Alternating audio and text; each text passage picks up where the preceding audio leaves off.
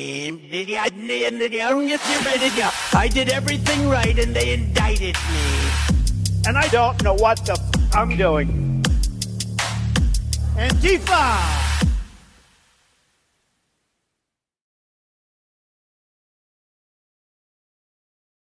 Hello, everyone, and welcome to the Katie Halper Show. So excited to be with you here tonight. A special day that we're doing the show. We didn't do the show yesterday when we usually do it. So thank you for everyone who was patient enough and resilient enough and had the wherewithal to find us on the day that we don't usually stream. I was feeling under the weather, but enough about me. Let's just get on to the show. It's going to be a great one. As always, we do encourage you to hit the like button. That's a really great way for you to support the show at no cost. It helps with the algorithm. Also, please subscribe if you haven't already subscribed by hitting subscribe and then the bell. Also, become Patreon members if you can at patreon.com/The Katie Halper Show. Again, that's patreon.com/The Katie Halper Show. So, for instance, Patreon members will be able to see the entire interview with Dr. Cornel West that we do. Again, that'll be at patreon.com/The Katie Halper Show. And if you cannot afford to support the show at the $5 a month level, which we, of course, hope that you can, then you can still do so at the $1 a month level. You don't get the exclusive bonus content, but you get to give yourself the gift of knowing that you're helping to contribute to the show, which hopefully you think is an important one, provides you with interesting and important information. And I think that's all the announcements that I have to make. Today's show, we're going to be playing an interview with Cornel West. We're also going to be paying tribute to someone named Rene Lichtman, who is a wonderful activist, Holocaust survivor, someone who spoke out against not just the Gaza and genocide, but also against ICE years before it was cool. And we are also going to be speaking about the Epstein files with journalist Branko Marcetic. And he is a journalist who's written all over, but is a staff journalist at Jacobin. He's also the author of Yesterday's Man about Joe Biden and the host of his own podcast. And we are just going to welcome him onto the show to start talking about these very disturbing Epstein files. So welcome, Branko. Hello. Hey, good to be with you as always. Thank you. Of course. Yeah. Love talking to you. Love having you on. You did try to warn the world about Joe Biden with the book Yesterday's Man, but people did not. And it went great. People listened and yeah, I know. That's we got to work on that independent book publishing. If you had done an audiobook of it, it would have stopped us. Actually, that's you know what? Let's start off with that. You've argued that, Joe Biden is the reason that Trump is president today. Can you elaborate on that, please? Yeah, I mean, geez, where to begin? I mean, the fact that Biden kind of ignored people's unhappiness with the economy and the rising cost of living, I think is the main reason that he and the Democrats lost. I mean, people were complaining about this for years. And by the way, a lot of that rise in the cost of living was a product of the sanctions policy that the United States pursued against Russia and the war in Ukraine. So they ended up actually blowing back on politically on Biden. And yet another reason why it would have been wiser to just try and avoid the war by actually negotiating before Putin invaded. But as it was, he didn't. And what happened was people's cost of living went through the roof. People were very unhappy. And then Biden, I think, was served very badly by a lot of pro-democratic liberal commentators who basically just told the White House, ignore the fact that people are complaining. They have no idea what they're talking about. The fact that they feel like they can afford things is just them being crazy. You don't have to worry about that. And of course, that was untrue. And of course, Biden ended up, as a result, ushering in a much more radical, much more aggressive Trump into office and much more radical set of people around him this time. Right. Yeah, definitely way worse than Trump 1.0. Is this Trump 2.0? I think that's something that's pretty undeniable. So let's start off with these disgusting Epstein files. What are your initial impressions? And then we'll kind of hone in on some of the most important elements. And I should say, by the way, because I was under the weather, something that I know everyone wants to talk about is the appearance of Noam Chomsky in the Epstein files. And we were going to be talking about that with Alan McLeod. We still will be talking about that with Alan McLeod, but that will be not on today's episode. It will be on an episode that's we're either recording this week or most likely next week. But that is a good reminder for why you have to subscribe, because that is where you'll find out, since we're doing these occasional additional interviews, the way that you'll know where to find that interview live is by hitting subscribe and then pressing the bell. So I don't want people to think that we're ignoring this. This is just not the focus. The Chomsky issue is not the focus of this episode right now.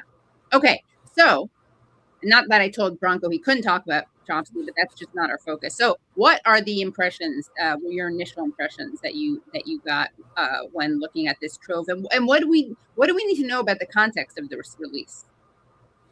I mean, initial impressions, I mean, it's incredible stuff. I think when we usually think about how government decisions get made, you might do something like lodge a FOIA or do some kind of request for a government record, and then see what's there and see the decision making that led to something. And obviously that does yield certain insights. But I think with the Epstein case, what we're actually seeing is it's so much of the decision making, so many of the government choices that end up being made are done through these informal channels, through informal power brokers like Epstein. I mean, we're seeing it with Epstein because he happened to be so, such a repulsive human being that he's turned into a huge political scandal for everyone involved. And so now we get to see his entire kind of email inbox and texts and everything. But, Epstein is not the only person who plays this role. And who knows how many other people, leverage their wealth and their connections, similar to the way that Epstein has, to facilitate certain government policies, whether in foreign policy or domestic. And we have no insight into that because, of course, there is no open records laws when it comes to private individuals, when it comes to billionaires and donors and so on and so forth. So occasionally this does happen. We saw that in 2016 with the Hillary Clinton email leak. That's one of the only other examples I can think of off the top of my head right now that really gave you this kind of behind the scenes look at how the sausage is made. And I think the Epstein files are comparable, if not so much more enlightening. So occasionally we get a little peek, but it's very rare to get this kind of insight that we're getting right now.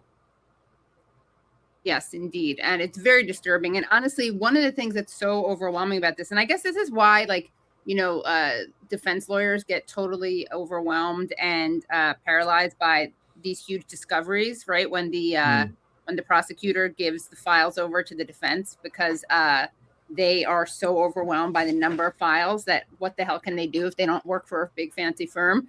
So, the media, of course, the big fancy firms of media have the least incentive to find the most important things, as we'll get to very shortly. In fact, there's not only is it do they find the wrong things, but they somehow, all roads lead to Tel Aviv is something that Epstein himself said somewhere. But really, according to this media, to our media, all roads lead to Putin. And that's something that, of course, Nancy said herself. I was going to call her Nancy Polanski. This is what happens. My brain is so scrambled. And this is all of these anti-Semitic tropes are flying around my head because you have all these stereotypes coming true.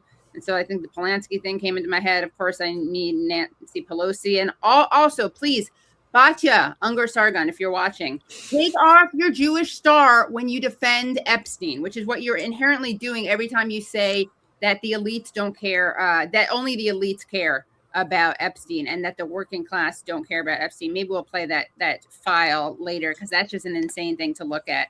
It's like these people are anti-Semites. I mean, what are they doing? So just take off your Jewish star when you say that. Convert away from Judaism when you say that stuff. And Richard Hanania, you're not doing us any favors when you say that attacking Epstein is anti-Semitism, because we Jews don't want you using Jew and Epstein interchangeably. Does that make sense to everyone? Did he say that? He I said did not see something, that. tweeted something about like believing, like hold on, let me look at this. If anyone in the comments knows what I'm talking about, can find it, please do. If not, I'll get it, because I did tweet it. I think I quote tweeted it. He said, hating Epstein represents the essence of anti-Semitism, the resentment of mediocrities, conspiracy thinking, and chud moralism. Well, didn't Hanania, or however you pronounce his last name, didn't he have a whole background as kind of an eugenicist or a racist or something along those lines? I mean, I don't want to be slandering the guy, but I'm asking. So no, you can tell me what. Yeah, I don't even understand. So he's like a Chris Rufo type, right? Like he writes about like critical race theory and stuff.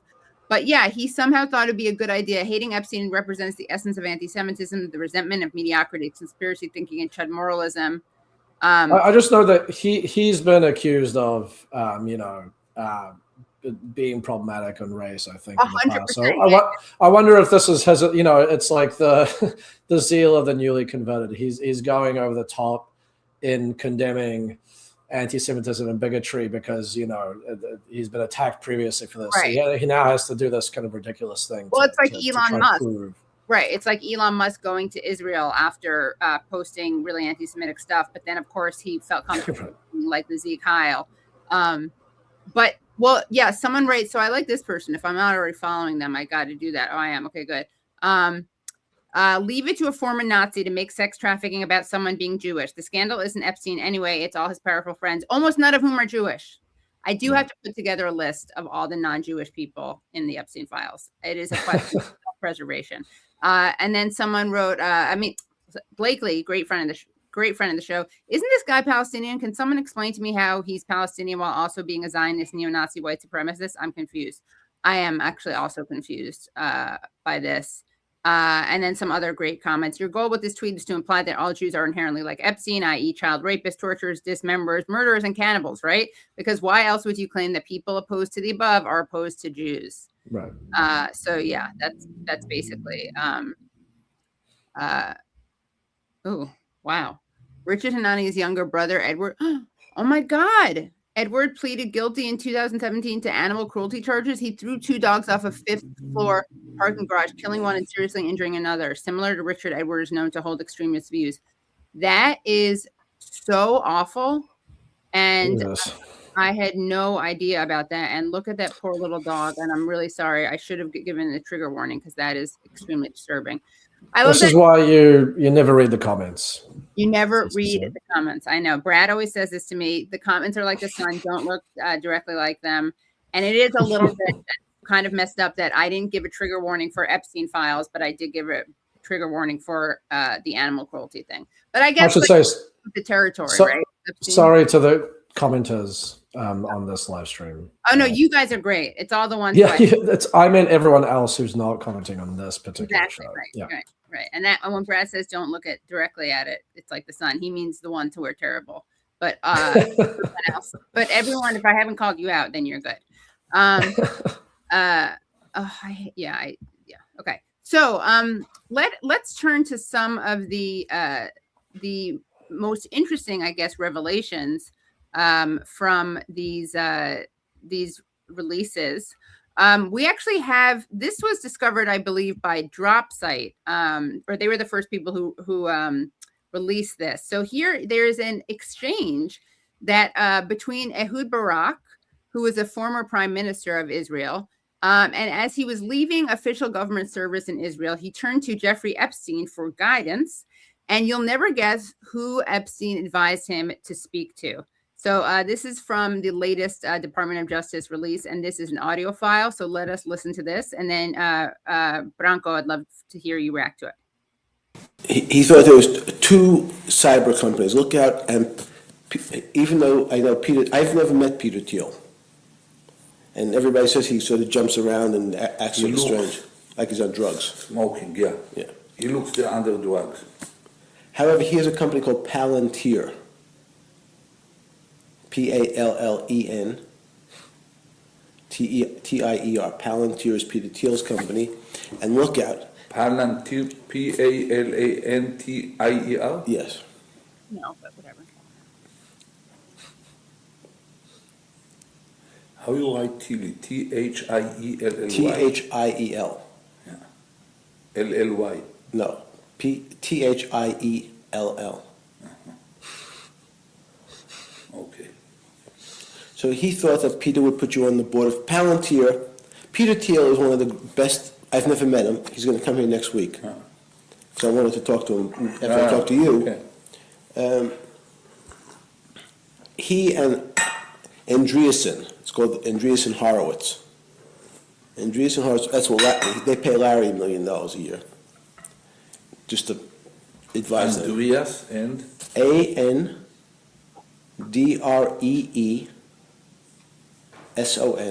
Andreessen, and Horowitz. And Howard? Horo, Horowitz. Horowitz. Yes. What they are? It's a lobbyist. What they are? They are the biggest venture capital people in Silicon Valley. What, bigger than Sequoia or Kleiner These Perkins? are the new Kleiner Perkins. Everybody, these are the smart boys. Yeah. So those two companies right away, in terms of, I said that we need now, in the next 3 weeks, if you're going to leave.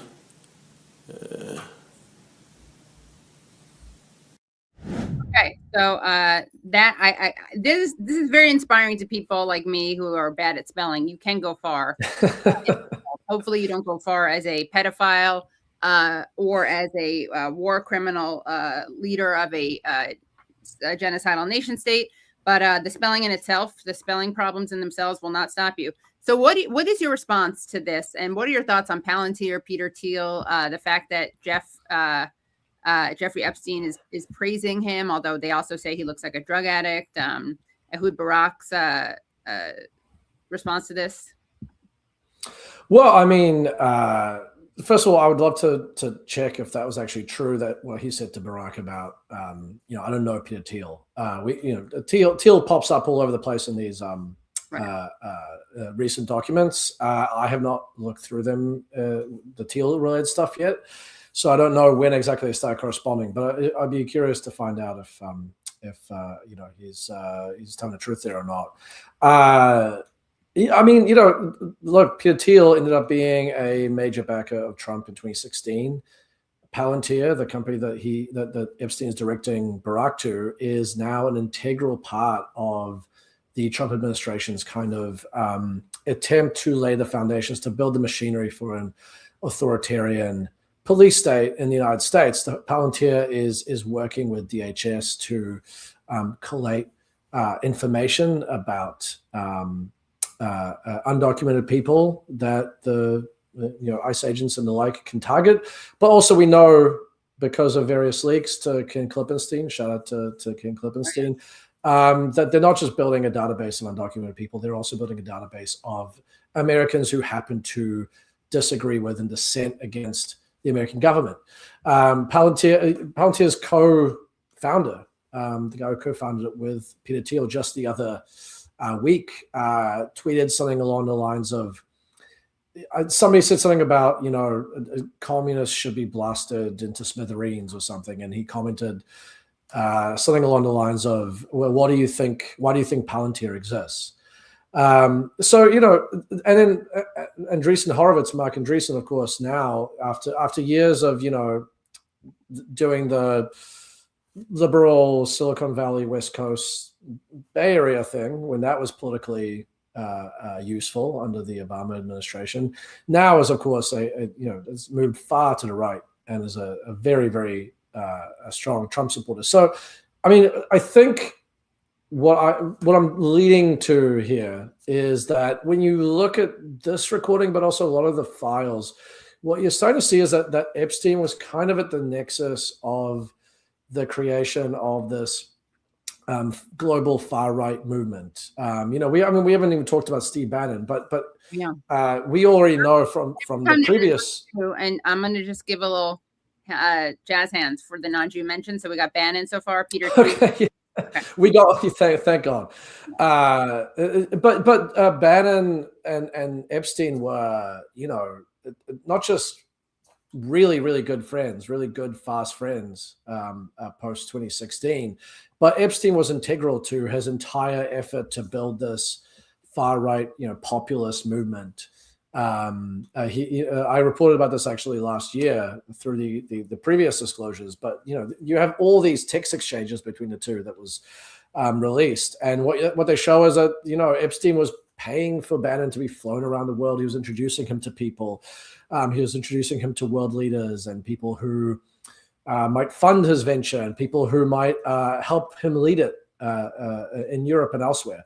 So yeah, I think the Epstein story it's so many different things. It's a story of inequality, the power and the danger of extravagant levels of wealth, the murky connections of intelligence with politics, but it's also the story of the creation of this far right movement that has found its embodiment in Trump, and how that was very much facilitated and funded by the elite, people like Epstein and so on. No matter what Batya Ungar-Sargon happens to say on CNN. Yeah. By the way, Ehud Barak met with Epstein dozens of times. I mean, they were hanging out. These weren't just like chance encounters. Oh, beyond just hanging out. I mean, I actually have been working on a story about this. I've looked at hundreds of these documents at this point involving Barak, and what's very clear. I mean, basically, they met at least half a dozen times, and actually, even Epstein gave him a gift while he was Minister of Defense. Right. And after he left the Israeli government in I think March 2013, there was barely a month that went by in the years going to up to Epstein's arrest in 2019 that they were not either in contact with phone calls or meeting up, in various places, usually New York, but also Palm Beach, Paris, so on and so forth. So these guys were, I mean, they were incredibly tight. They were at least as tight as Epstein was with Bannon. Right. Yeah. Extremely tight. And, he did. So he may not have known about, he may not have known Thiel when that audio was from with Barak, but he did know him at least, or was in conversation with him, with email conversation with him by 2016. Epstein and Thiel, and this is here's Josh Olson, friend of show Josh Olson. He tweeted just openly saying it, and it's an email it's between Epstein and Peter Thiel.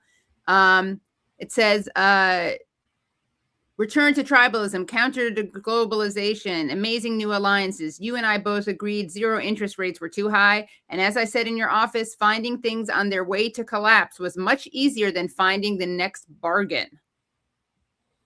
Brexit, just the beginning. So I guess it was Brexit, just the beginning of what? And that was Brexit is just the beginning of the return to tribalism, counter to globalization, amazing new alliances. You and I both agreed zero interest rates were too high. And as I said in your office, finding things on their way to collapse was much easier than finding the next bargain. So I guess collapse is profitable.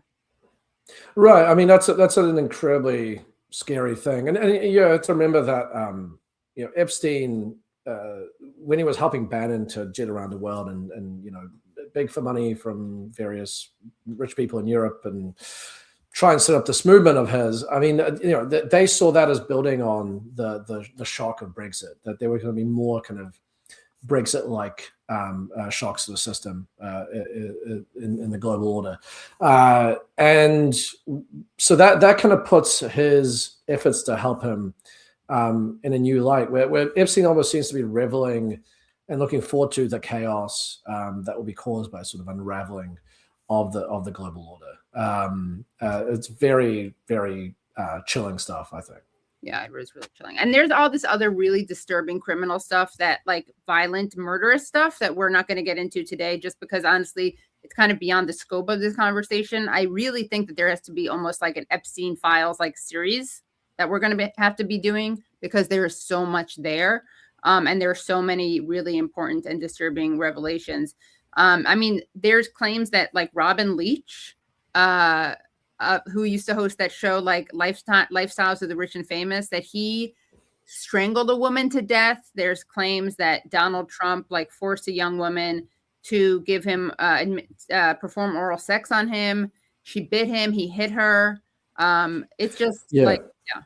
I mean, I would caution people. I mean, I don't know about those specific ones. I've seen a lot of different ones. I don't know those ones, but I would caution people. Sometimes some of the stuff that's come out in these leaks is just like transcripts of random tips that people have given, yes, which right. could be, just people making up stuff. I'm not saying that all of it's untrue. Although I think some of it is. There's a lot of like very fantastical stuff in there. So I would caution people to be a little careful. But there's definitely stuff that is true, and that we know for a fact is true, and does not come off that much better. It's pretty disturbing. Talking about meeting up with girls and getting girls over from Brazil and that kind of thing. Right. Yeah. And by the way, I think that there are going to be things that in there that are claims that maybe aren't verifiable or aren't true, but also we should be careful. I've said this, that there will definitely be, I think, things in there that are fakes that are supposed to that will be used to poison the well and discredit like other things that are in there. So we should be on alert for that. Okay. So let's see. So we have that. We have the fact that obviously Maxwell, Ghislaine Maxwell, and her father, Robert Maxwell, was actually buried in Israel, and he died a very suspicious death. Do you have anything to say about that you think is relevant to this discussion? Well, there was a journalist who spoke to a former Israeli spy who put in a sworn affidavit that this spy had told him that Maxwell was an Israeli intelligence asset, which, I mean, that is not remotely surprising or even really shocking. Why did this guy, who was a British newspaper magnate, get a state funeral in Israel and be buried there? Right. Kind of odd. I guess that's the only thing that I would add. I mean, I think also it points to how murky and unclear so much of Epstein's biography still is. We know more and more. We do know more and more, and certainly with these releases, we get more and more of a picture. But there's so much of his time, particularly in the 80s, that is still unclear. Where he was rumored to be an arms runner, an arms dealer, and that's how one version of the story is that's how he became involved in the intelligence services and Mossad and the like.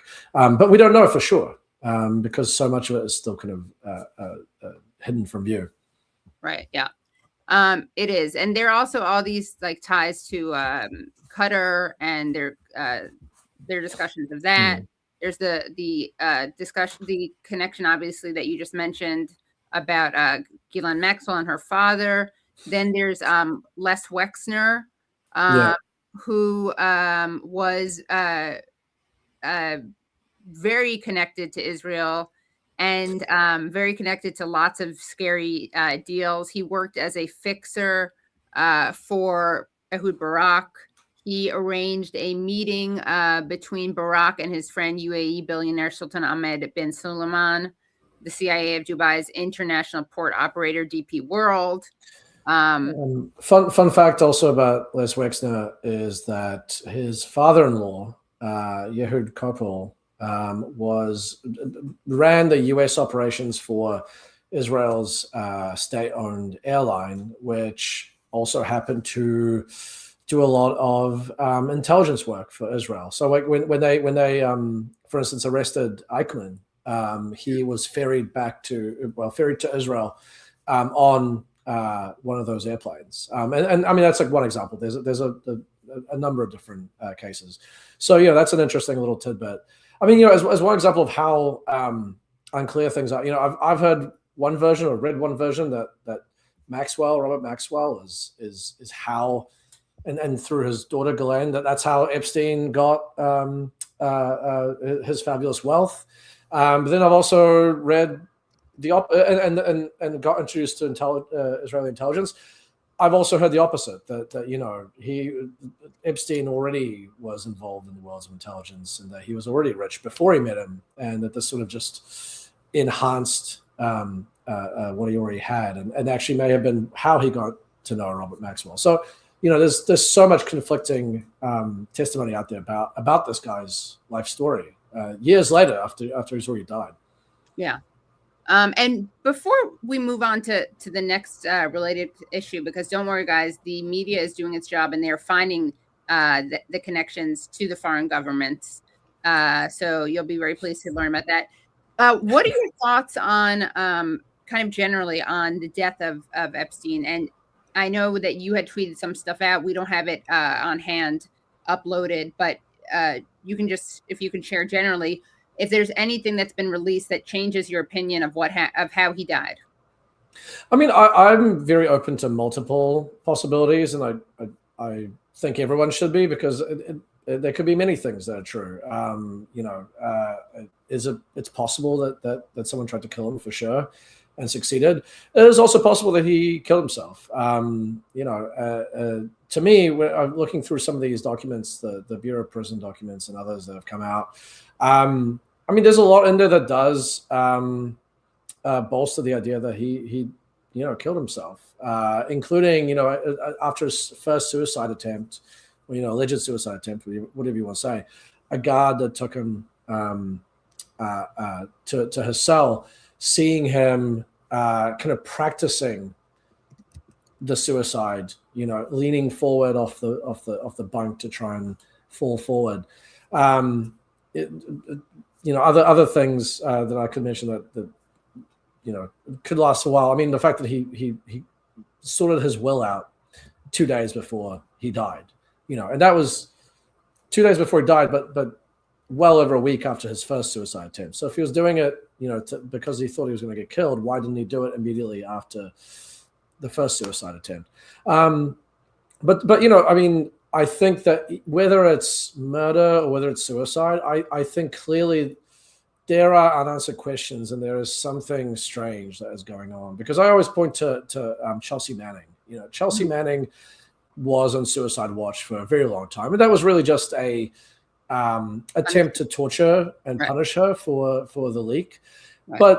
But I mean, I think she was suicidal, as anyone would be after being tortured for months.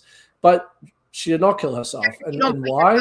Solitary confinement. I mean, you don't put someone in solitary confinement when you're afraid for them. No, 100%. But you know what they did? They would not let her have really even clothing, because they worried that she would use that to kill herself. I believe that they gave her some kind of sheet that she would basically wear, like a one-piece sheet that was difficult to tear or something along those lines.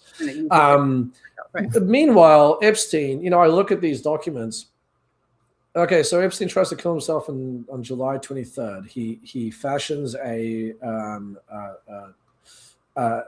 homemade noose out of a piece of orange cloth, and then he tries to hang himself once. They save him.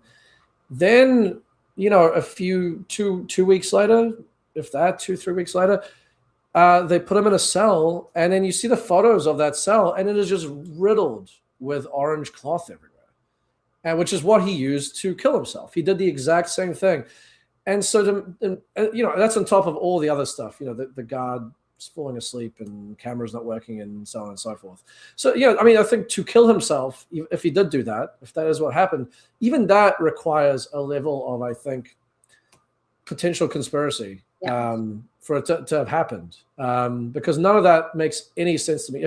If they wanted to keep him alive to prosecute him, they would have made sure that he did not kill himself, the same way that they did with Chelsea Manning. Exactly right. He'd still be alive. Basically, yeah, 100%, yeah. Well, guys, as I foreshadowed above, it's all good, because we're definitely we can definitely trust our media to be looking into these connections and speaking truth to power and holding people and governments accountable. For instance, let's take a look at Brad. If you could go to do you have video 2 or video 3? Just give me a thumbs up if you have either one of those. Okay, so let's go to video. Let's go to Morning Joe, because Morning Joe is really putting the pieces together. And obviously, anyone who's following this knows that there's foreign government connections, and it's obvious that, you know, we're going to get to the bottom of this with Morning Joe. So let's take a look. Seems like they were protecting the rich and powerful by redacting the rich and powerful and the famous, while they didn't redact basic information about these young women who were victims. But you know, you talked about the rot going deep, and I wonder if okay, so this is true. I mean, to give Joe Scarborough some credit, they do claim that they keep claiming the Department of Justice keeps claiming that the redactions were to protect the names of the survivors, except that they keep not redacting names of survivors because they are to be charitable, sloppy, and careless, or equally possible, vindictive. Also, there are, I mean, I've looked through a lot of these now. I mean, there are some where Epstein's name is redacted. Right. So, yeah. I mean, the redactions are all over the place. Right. Yeah. So let's take a look at the real rot, how deep this rot goes and where it goes, where it leads us to. But, you know, you talk about the rot going deep, and I wonder if it actually may end up going even deeper than what we're talking about right now, which is, yes, crimes, and morality, but also national security issues. You have right now the Prime Minister of Poland, Donald Tusk, who is beginning an investigation. The Polish government is beginning an investigation. Obviously, they've been invaded by Russia enough times that they're concerned, but they're afraid that Epstein may have been connected with the Russian security services. And they're beginning a deep investigation. We've had other people asking the question: was the KGB involved, or was the follow up to the KGB involved in Epstein and helping with money, with all of these, just a wildly broad connection of people that he knew. Now the Polish government is asking those questions. Yeah, the web that Epstein spun, the extraordinary web, has a large number of Russian points on it, and that seems to grow with each data dump, with each file release. This goes back to Robert Maxwell, the father of Ghislaine Maxwell, a British media tycoon who was an intelligence source for the Soviets during the Cold War. This goes back that far, and you see in the communications that Epstein has with people like the late Vitaly Churkin, who was Russia's ambassador at the United Nations. Deep coordination. It's not necessarily proven. I mean, this is evidence, not proof, that he was meeting his handler, but he met Churkin for lunch, along with Peter Thiel, the day that the Clinton emails were dumped. This is an extraordinary sort of coordination that was going on, and conversations and knowledge that imply at least prima facie evidence, if not proof yet, that Epstein was very intimately involved with KGB. Wait a second, Ed. Wait. I need to underline this. Are you saying Jeffrey Epstein and Peter Thiel met with Russia's ambassador to the United Nations on the day of the document dump of the Clinton emails? Actually, it was the day when the grabbing her by the I'm not sure what I'm allowed to say on breakfast time. Yeah, but it was the day that occurred, and then Peter Thiel a few days later was the only person who donated money to Trump after those tapes were released. So.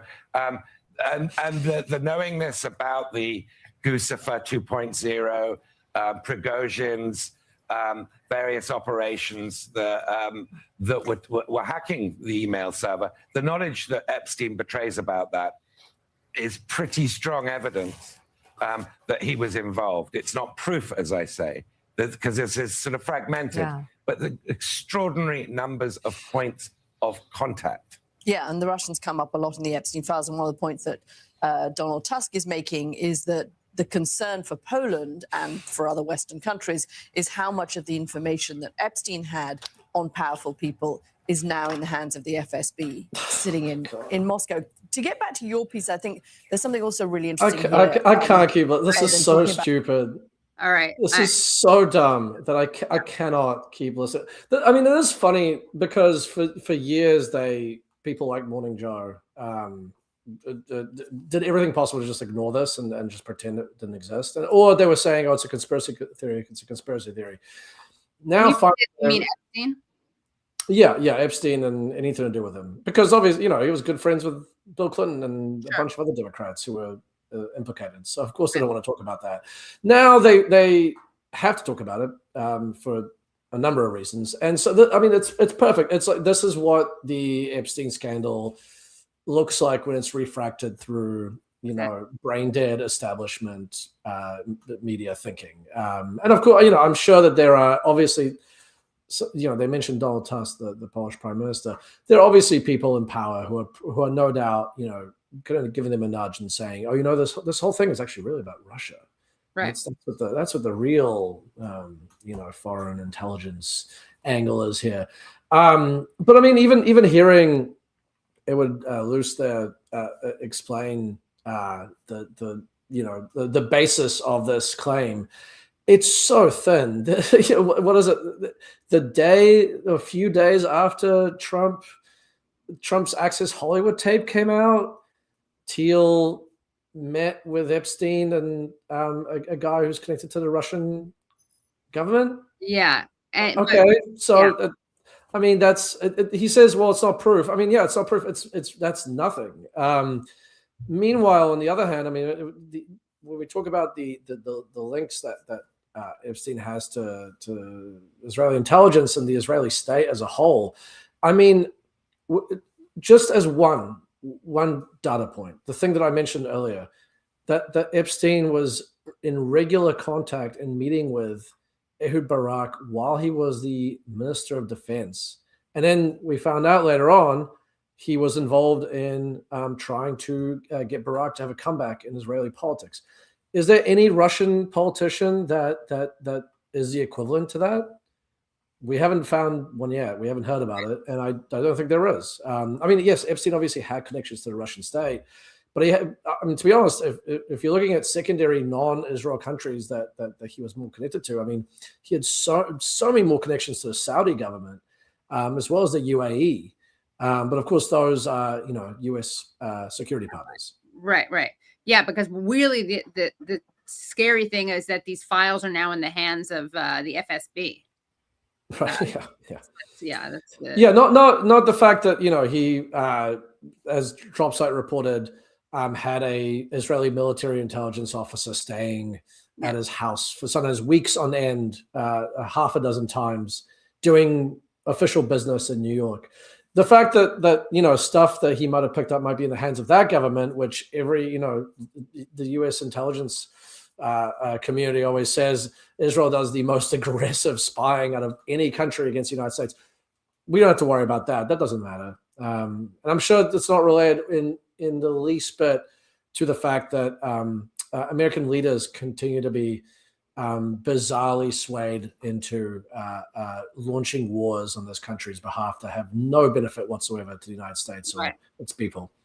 Right. Yeah. And by the way, guys, we really need higher like numbers. I mean, we are bringing you important stories. Give this a thumbs up if you haven't already. We have a lot of people watching, which we really appreciate. But honestly, who else is going to prove to you that all roads lead to Rome? My suggestion that maybe Epstein did kill himself. Maybe people say no, we're not gonna reward that. How dare he? Right. Yeah.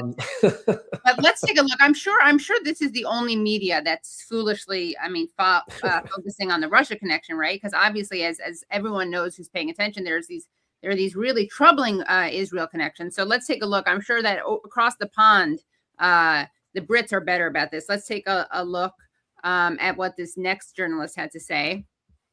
Next video. Yeah. Something that I think.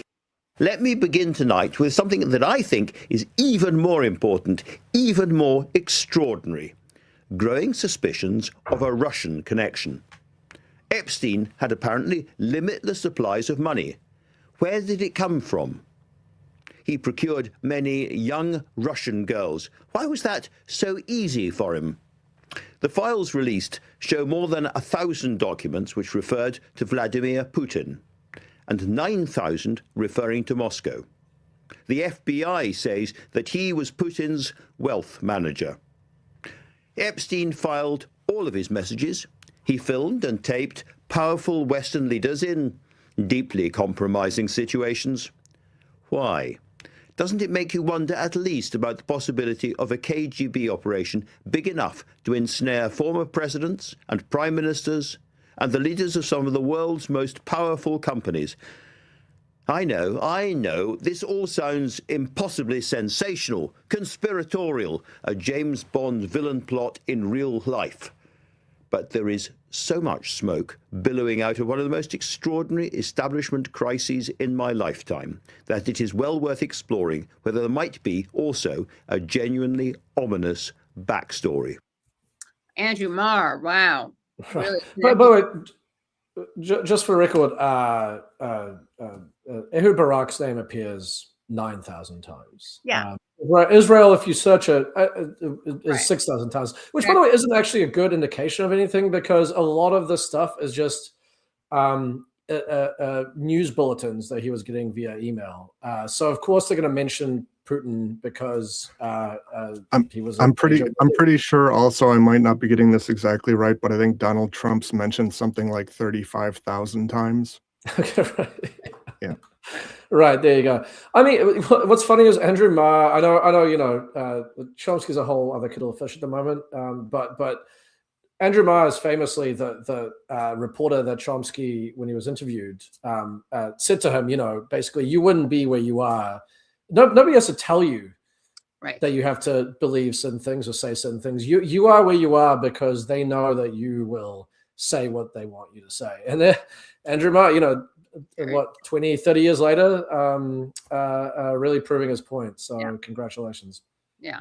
Thanks, Andrew Marr. Well, let's take a look at some other headlines that I'm sure will be exposing the Israel connection, right? Okay, so Caitlin Johnston tweets, Epstein documents have been confirming for months that he was clearly and undeniably an Israeli intelligence operative. So naturally, the Western media are running with the story that he worked for Vladimir Putin. Let's take a look at these screenshots. So here we have the Telegraph. Epstein's links to Putin and Kremlin spies raised fears he was Russian agent, pedophile financier, suspected of being engaged in world's largest honey trap operation. Okay, next. Daily Mail. Epstein's sex empire was KGB honey trap. Pedophile financier had multiple talks with Putin after conviction, with Russian girls flown in to harvest compromise on world famous figures. Next. New York Post. Emails reveal new theory about whom Jeffrey Epstein was really working for. Thousands of cryptic messages tying Jeffrey Epstein to Vladimir Putin have been discovered in the latest release of files related to the late pedophile financier, raising a new theory about whom he was really working for. At least they say theory. Okay. And then I think we have one more. The Sun, sinister secrets, as FBI files reveal fake passports, secret recordings, and links to the KGB and Putin. Was Jeffrey Epstein a Russian spy? Wow. All right. I mean, number one, like I said, he did have connections to the Russian government and people who were either ex-FSB or connected. But he had those connections to a lot of other countries. Right. It would not surprise me if he served as an asset for multiple intelligence agencies. I mean, in fact, that was exactly what was alleged about Robert Maxwell when he died. Was that he had both done spying for Russia, as well as for Israel, as well as for numerous other countries. Like he'd been a double or even triple agent, basically using these connections to get what he wanted, what was personally beneficial for him out of it. So it wouldn't surprise me at all. But I mean, anyone who looks through these disclosures, honestly, and I think also reads through the reporting that Dropsite did and others, you cannot ignore the fact that he had such close links to the Israeli state. Again, the fact that he was close friends with a former minister of defense of Israel, that he hosted one of his intelligence officers at his house for days and weeks at a time. There's no equivalent to Russia in that. But it is very funny to see this happening. I mean, I saw also Steele of the Steele dossier fame. He's now come forward and said, "Oh, well, this looks like a classic Russian operation." So that they are really bringing back all the Russiagate classics, even having the discredited author of the Russiagate document that was just riddled with falsehoods, having him come back to say, "Oh, actually, yeah, no, this is totally a Russian operation." I mean, it's kind of embarrassing and kind of amazing to watch it happen in real time. Right. Yeah, it is. It is pretty unbelievable. I mean, we do have Ari Ben Menashe, right, who's a former Israeli intelligence officer, and he says that Epstein and Maxwell ran a Mossad honey trap. Right. So yeah, I mean, his credibility has been challenged, Ben Menashe. So a grain of salt, but sure. he's not the only person who has said that. Yeah, I'm just saying it's like that is something that if people were really pursuing these things, they'd probably at least mention that, right? Right. Whether or not, I mean, even if they have the grain of salt warning. So on a kind of related note, I'm actually really glad that the Epstein files were released and we didn't go to war with Iran, although the night is young, as they say. But something that you've written about, and I think this speaks to something that's a lot, that's getting some attention, obviously, but it's certainly not getting any salacious attention, is, what's happening with the treatment of ICE. And you've been very critical of the way the Democrats are performatively challenging ICE. Can you talk about that? Yeah, I mean, I think that a lot of Americans this year have woken up and wondered to themselves, what country am I living in? Where you have, masked agents seemingly just attacking random people on the street, if not kidnapping them, openly racially profiling, taking U.S. citizens, and of course, killing two people. And it's frankly a miracle that they have not killed more, because this entire past year, agents all over the country have been pulling guns on people, often U.S. citizens, sometimes children as young as 2. And of course, what happened was people have died, and people are rightly outraged.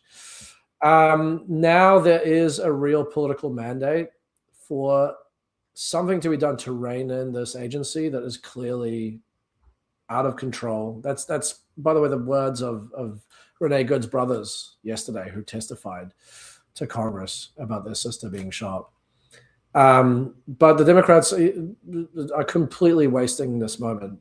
What may be the last opportunity that they have to actually meaningfully restrain ICE. And they're clearly, the aim is to build the agency up and to give it extraordinary powers, but more extraordinary than they already have.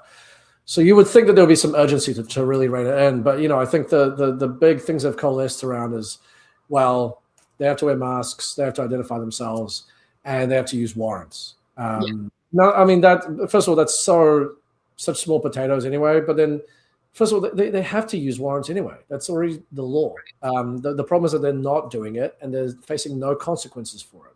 Yeah. And so if they're not even bothering to use warrants to bust into people's homes and arrest them, then why on earth would they, even if you say, oh, you have to use masks and identify yourself, why would they listen to that?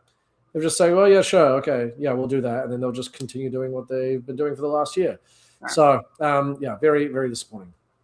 Well, I want to show a video of Hakeem Jefferies, and I think you're wrong. I think you're wrong, because if you listen to what Hakeem Jefferies says, I think you're going to hear someone who's really serious about getting to the root of the problem.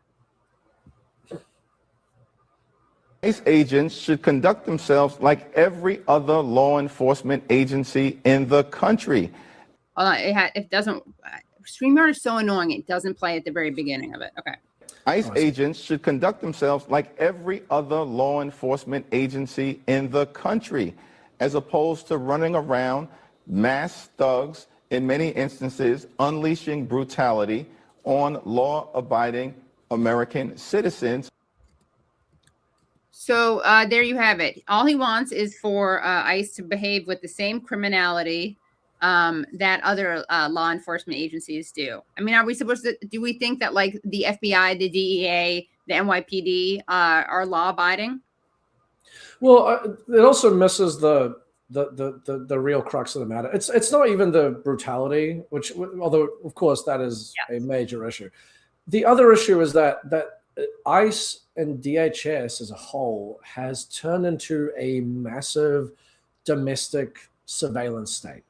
It is a colossal domestic spying agency, and it has been for years, and which is bizarre because there's no other country in the world where the agency tasked with immigration enforcement has the kind of powers and the capabilities and technology that ICE and other DHS agencies have. They are using facial recognition technology. They have built a database of not just undocumented people, but American citizens who they consider to be opposed to their agenda or otherwise labeled terrorists, which is now a meaningless term that means someone who tries to drive away while an ICE agent is nearby. Right. That is where the issue should be, beyond the horrendous conduct of individual agents themselves. DHS and ICE and all the related agencies do not need these powers, and frankly should not have these powers. The CIA and the NSA, which are actual spy agencies that are tasked with taking on actual national security threats, are specifically banned from targeting both US citizens and operating on US soil and doing spying on US soil. Why on earth then do we let an agency whose task is immigration enforcement to not be bound by the same restrictions?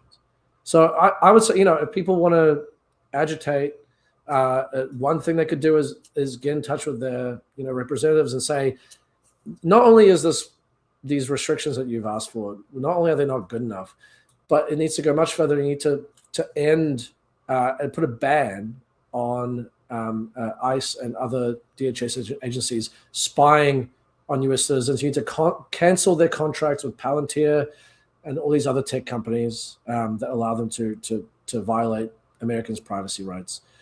That would actually be something meaningful you could do, short of abolishing the agency. And you also posted a tweet from, I believe, the Cato Institute. Now, of course, Cato are libertarian. So a lot of people who are protectionists will probably say, yeah, this just proves our point that, immigration is bad for the working people. But I'm going to put this on the screen and then have you explain why its significance. Okay, so Cato Institute. The U.S. immigrant population generated more in taxes than they received in benefits from all levels of government every year from 1994 to 2023. The Cato study provides the first ever 30-year analysis of the fiscal effects of immigration on government budgets. And then if you look at this, I mean, it is interesting. So immigrants paid more in taxes than they receive in benefits every year, and it's a pretty dramatic, spike or increase. So why is this important? And I got to say, a lot of people have been disappointed with Bernie Sanders on being slow to call it genocide, exceptionalizing Netanyahu as kind of atypical of Israel. But also apparently he's been trying to say that like, Biden didn't secure the borders, as if Biden was some kind of open border policy guy.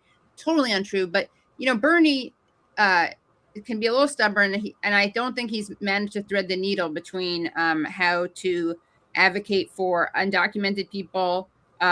He used to get how much the U.S. like destabilized Central America, Latin America, and how relevant that was. But, this divide and conquer thing and pitting people against each other is something that he's usually pretty good at deconstructing, but he seems to be falling for it here. So what's your response to this?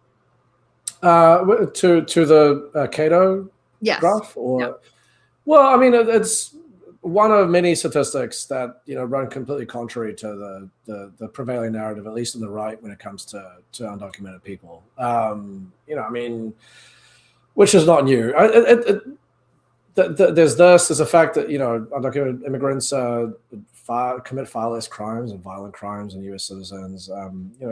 There's so many different things.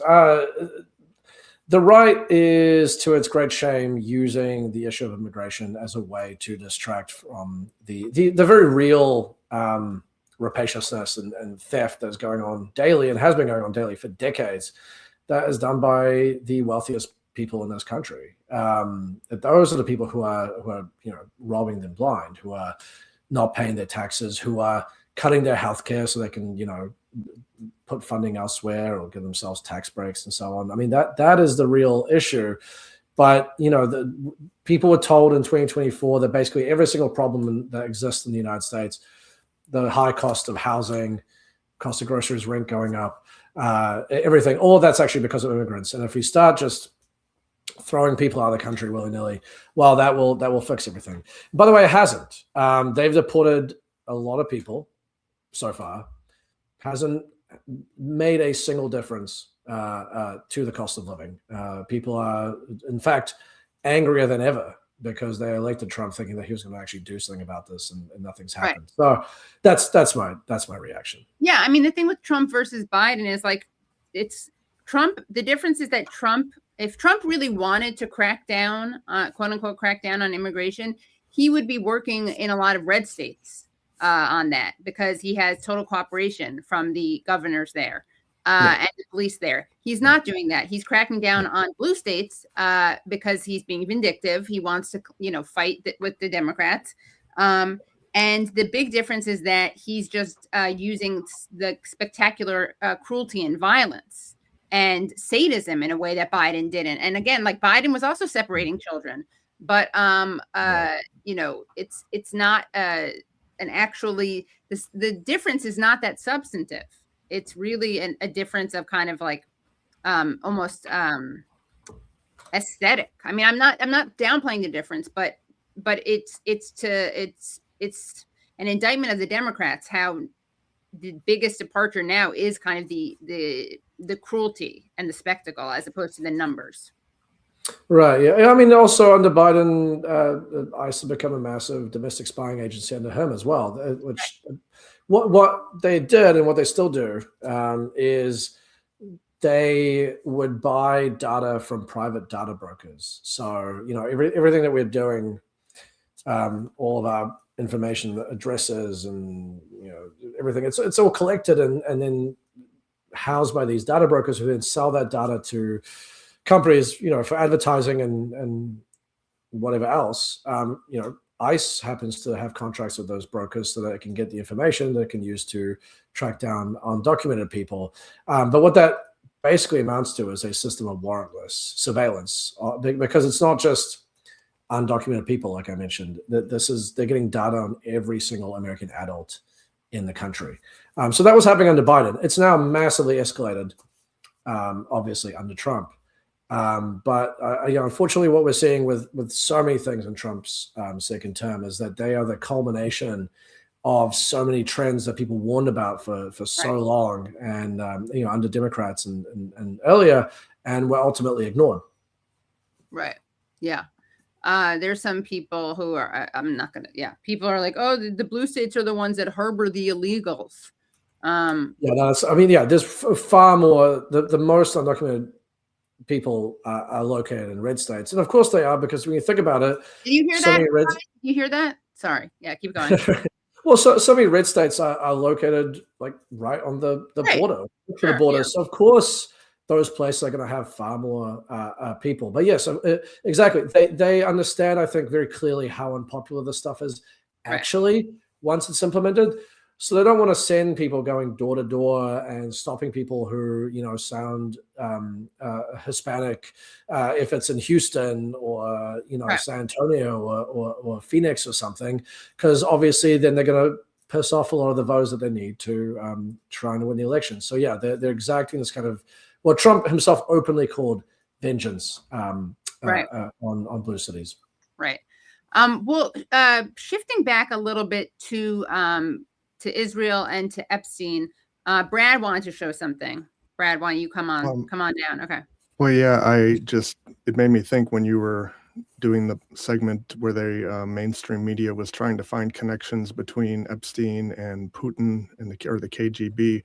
And I apologize for the low resolution of this email here, because everyone that I could find only had the top sentence. It didn't have the reply. So this was what I could find. But it's an email from Jeffrey Epstein to Redacted saying, "Where are you? Are you okay? I loved the torture video." And the reply to Jeffrey Epstein from Redacted says, "I'm in China. I'll be in the US the second week of May." And I know it's not conclusive, but to me, it's heavily implies that if you look at April 2009, that is when Prime Minister Netanyahu was in China. And then if you look in the email said, "I'll be in the US the second week of May." Look at the second week of May. He was talking with Obama in the US. And so I know it doesn't say conclusively that redacted email would be from Netanyahu, but it sure would be. It sure is an interesting coincidence at the very least. Yeah. Yes, thank you, Brad. And I do want to also show, speaking of connections to Israel, Branko, you had a pretty funny tweet. Let's take a look at this tweet about Alan Dershowitz, of course, huge Israel defender.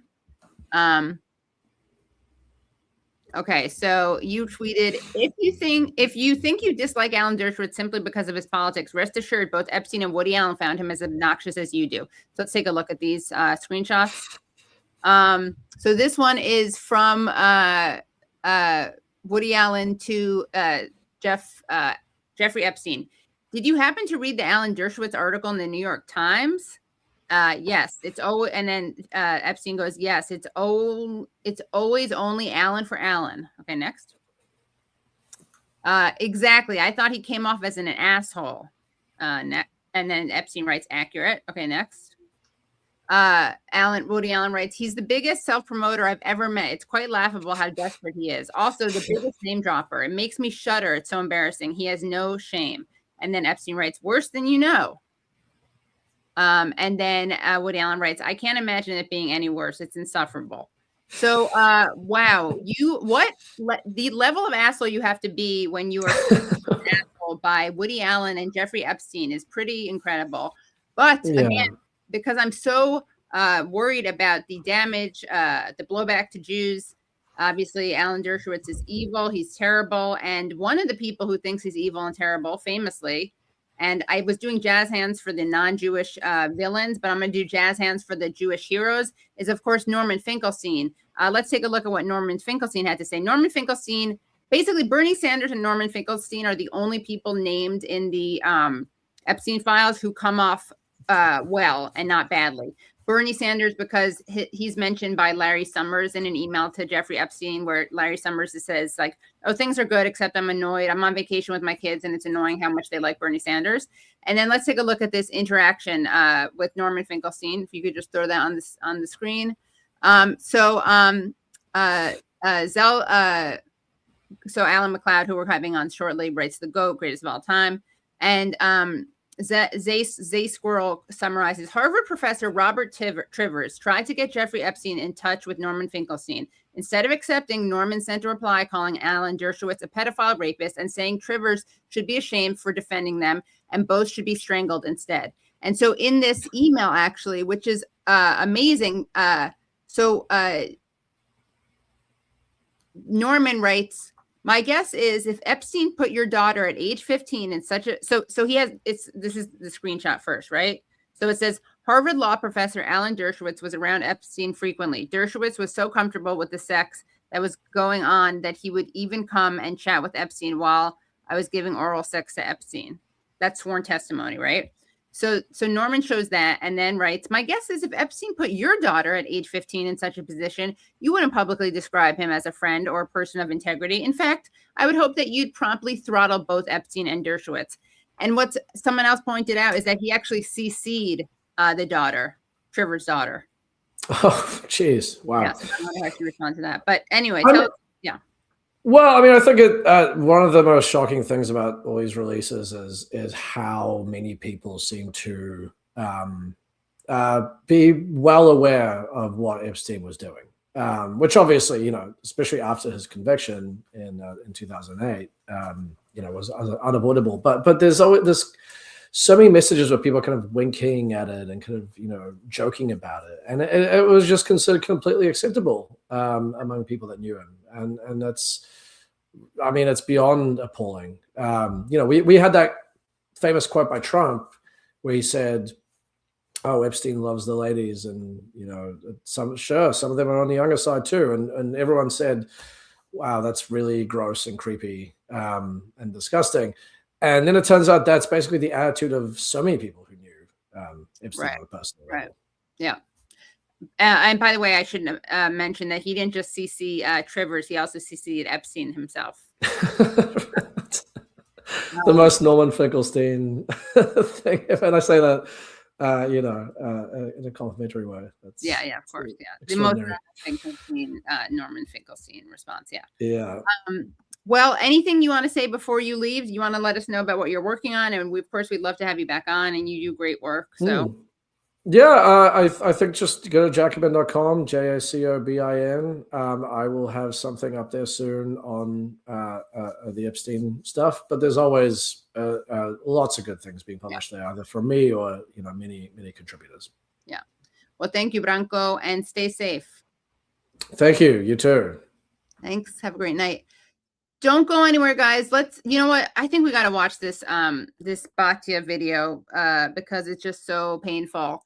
Let's take a look at this Batya video. Here she is. Again, Batya likes to cosplay as a member of the working class. She's not. But she pretends to be like the working class whisperer and speaks for populace. You may remember Batya for very dishonestly pretending that when the director of Zone of Interest accepted an award, he said for best foreign film at the Oscars, he said we are here as Jewish men repudiating their Jewishness being hijacked, and she made it, and you know, being hijacked to justify an occupation, something like that, he said. And so what she did, Batya, and all her with all her scruples, is that she literally just decided to cut off the quote after Jewishness. So we are repudiating our Jewishness. Like, so in other words, it would be like if I was saying, I reject my Jewishness being used to justify a Holocaust, and someone said, Katie rejects her Jewishness. Okay, so let's take a look at what Batya had to say about the Epstein files. Know that until we have the evidence. I'm saying so far there has been no evidence of that. I'm looking through all of the documents, and so far there is still no evidence. Well, I'm open to it. If you listen to me, I just feel like it's like the obsession. I mean, bringing the Clintons in, it's ridiculous. Right, well, but it is ridiculous. Tell Donald Trump. You just said you agree with Donald Trump. CNN. You just said you agree with Donald Trump. I'm saying it's time to move on. And I think it's interesting. You want to move on from this, but not from ballots in Fulton County from 6 years ago. I and I will also say that literally said I am not interested in that story at all. So there you have it. it's time to move on. And she also said there's no evidence of criminal activity beyond Epstein and Maxwell. And I believe she said something about how the elites are the ones who care about it and not the working people. And we will, I'll make sure to find that for after this next segment. Because right now what we're going to do is we are going to play an interview that I did with the wonderful Cornel West, a man who needs no introduction.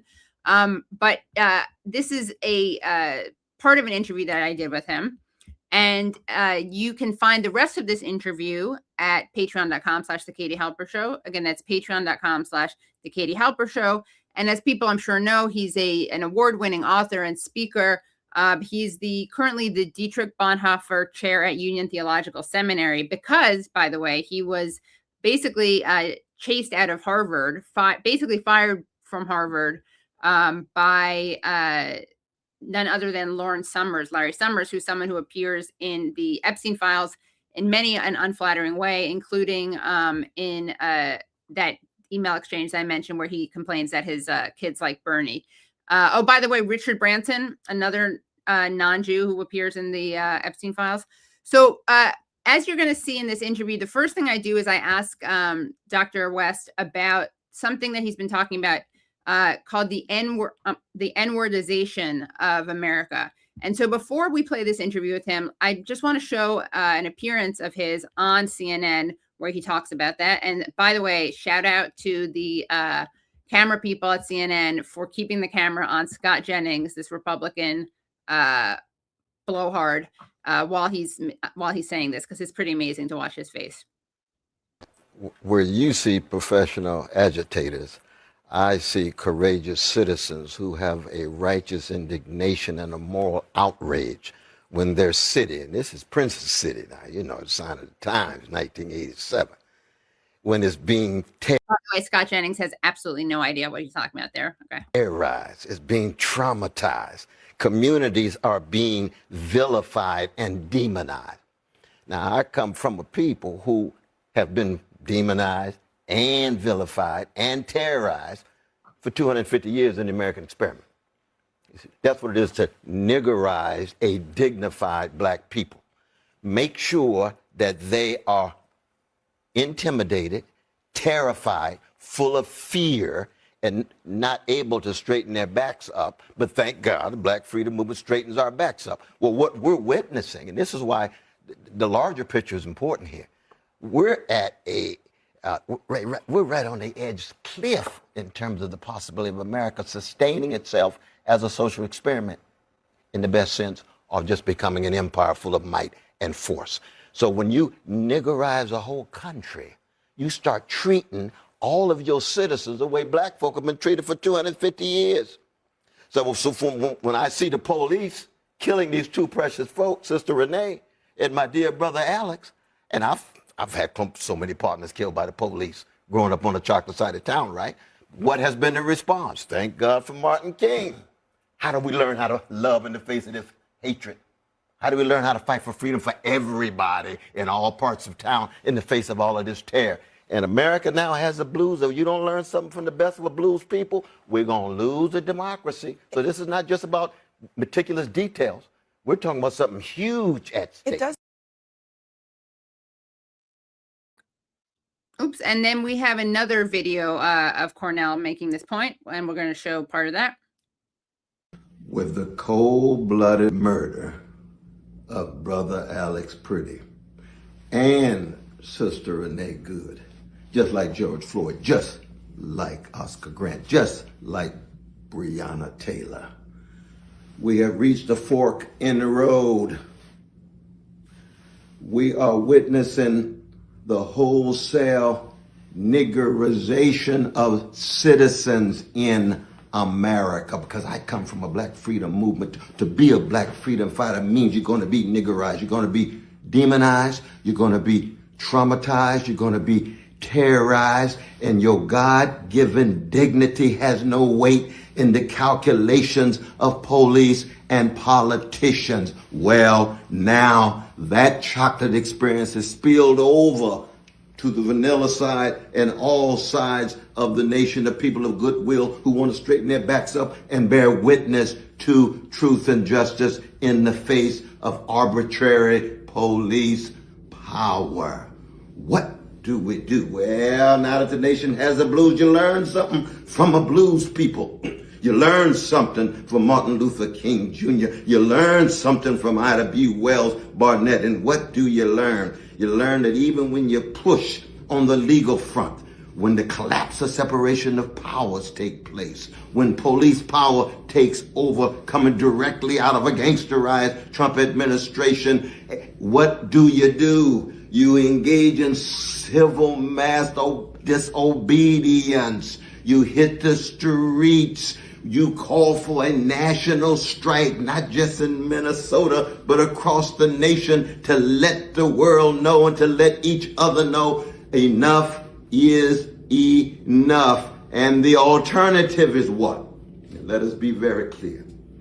John F. Kennedy said, those who make nonviolent change impossible make violent change inevitable. It is the legacy of Martin King, or it is escalating civil war. What do we do in the name of truth, justice, and love? Well, for me, I come out of the legacy of Martin. I come out of a revolutionary spirit in which everyday people need to take back power materially, economically, politically, and spiritually, holding on to love and justice, but organizing to bring power and pressure to bear on those unaccountable elites in high places. Let us be fortified in our struggle, and let us not allow the powers that be to break our spirit or to steal our joy as we continue to serve others. Okay, and so now we're going to play the part of my interview with Dr. Cornel West. By the way, he mentions my mom, and that is because I did some stand-up at an event for Julian Assange. My mom was there, and also in the stand-up, I mentioned my mom's activism and how she did briefly date, Marion Berry, who would later become the mayor of Washington, D.C., until he, got set up in a sting with sex worker and some drugs. But he was a great mayor. Okay, so without any further ado, we are going to play this interview with Dr. Cornel West. But don't go anywhere, because right after we play part of this interview, I'm going to talk about another amazing person. We're going to make fun of some people who are being real, who are some of these fake never againers who are basically never again for Jews, but it's totally fine to kill people as long as they're not Jews. We're going to contrast that take with the take of an actual Holocaust survivor who says that never again means never again for anyone.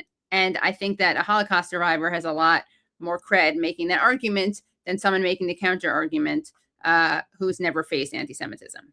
Okay, so here is Cornel West. Welcome back to the show, Dr. West. Always an honor and privilege and pleasure to talk with you. Well, it is always a joy to be in conversation with you, and thank you. You're always so kind. You're always so embracing with a level of authenticity of heart and soul and a brilliance of mind. And I want to say hello to your precious mother. Thank you. I remember her there yes. At the thing we had for Julian Assange. Yeah, I told her I was talking to you, and she, of course, was very excited and says hello to you. So, oh, that's wonderful. Great.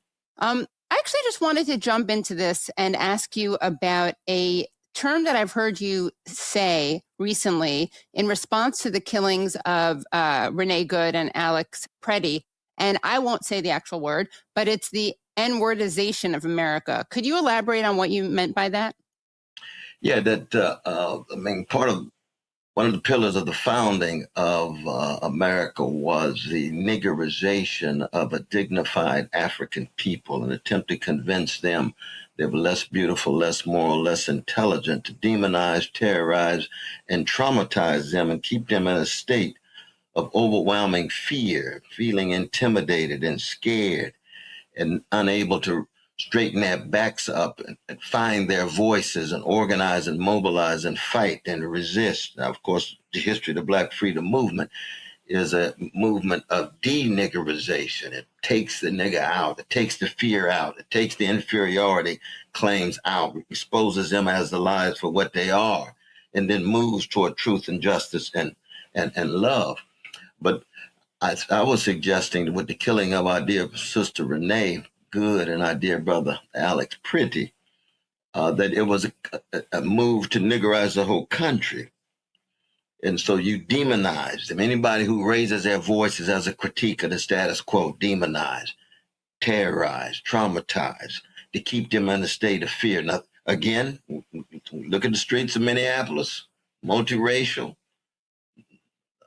multi-religious and so forth. People are organizing, straightening their backs up. It's a beautiful sight. It's a beautiful thing. I was so glad to see them call for a strike. I've been calling for a national strike for months now on Brother Tavis Smiley's radio show, where I have a dialogue with him every Monday and Thursday, and similarly so in speeches. But our trade union movement, is just not up to it. Right. We don't have a strong trade union movement to be able to shut down the country and say enough is enough and confront the fascist rule coming out of not just the White House, but tied to big tech, tied to big, tied to Wall Street, tied to big finance, and especially tied to big military, because the militarism abroad with imperial tentacles is inseparable from the militarizing that's been taking place in the last 20 years and is intensifying now. Exactly. Right. And it always has a white supremacist public face. You see, American fascism, very different from German fascism that had that vicious anti-Jewish hatred institutionalized as a public face. In the United States, American fascism has white supremacy as its public face against Black folk, against brown immigrants, against indigenous peoples. But of course, class sits at the very center of it, and predatory capitalist processes sit at the very center of it. And that's kind of the point, right, is to distract from the predatory capitalist nature of it and divide and conquer and pit people against each other? That's precisely it, my dear sister Katie, that if every immigrant, documented, undocumented, disappeared tomorrow, the American empire is still a sick place. The grotesque wealth inequality would still be in place. The same kind of policies tilted toward the well-to-do, tilted toward power elites and ruling class, still would be in place. So it's an easy distraction to scapegoat the most vulnerable as opposed to confront the most powerful in the kind of multiracial movements that's required. And in this case now, it's just anti-fascist coalitions that is required. Can you talk about the issue? And of course, Malcolm X spoke about the chickens coming home to roost, but a lot of people, of course, are well versed in the idea of the imperial boomerang. But you, as someone who's so astute and insightful, I would just love to hear your thoughts on that and your explanation of how that works and how we're seeing it today. Well, Martin King said that the bombs that are dropped were dropped in Vietnam, land in ghettos, land in poor white communities, land in barrios, land in reservations. There's an intimate connection between, on the one hand, the attempt to subordinate, the attempt to completely undermine sovereignty of other nations and steal presidents and kidnap leaders and so forth, and at the same time restrict rights and liberties for those in the American empire, in the United States. And of course, when it comes to resources, the overwhelming resources that flow toward military budget and the underdeveloped resources, or the less resources flowing education, flowing to health care, flowing to public safety for everyday people. I was just blessed to be in Wrightsville, it's a prison right outside of Little Rock. I was there for 3 hours with 220 precious brothers, different colors, but disproportionately chocolate, but a whole lot of vanilla brothers too, I can tell you that. And, where is the discourse on the mass incarceration regime? Of course, both parties not going to talk about it. They just, two wings of the same ruling class bird in that sense. But those realities cut very deep. They're class realities. They're mediated by white supremacy. They're mediated by male supremacy. And of course, you got a whole lot of homophobia and transphobia that's operating. And we have to be morally consistent, though. See, this is the thing that I think is crucial. For a lot of people, it's just a matter of ideology. It's just a matter of choosing sides based on whatever it is, you think of the struggles that's been going on in Iran right now. People say, well, it's the axis of resistance. We can't be critical of the Iranian regime because they're part of the axis of resistance. I'm very glad that the Iranian regime supported Palestinian resistance. I think that was a positive thing. It's like the Soviet Union supporting Nelson Mandela. That's a positive thing. But does that mean we can't say anything critical about the Soviet Union when they crushed dissenters, when they crushed Jewish citizens and so forth? Of course we can. Well, the same is true in Iran. You killed thousands and thousands and thousands of folk, and folks say, well, you can't say anything because they're the axis of resistance. No, every country and the people in the country have a right to resist and a right to revolution.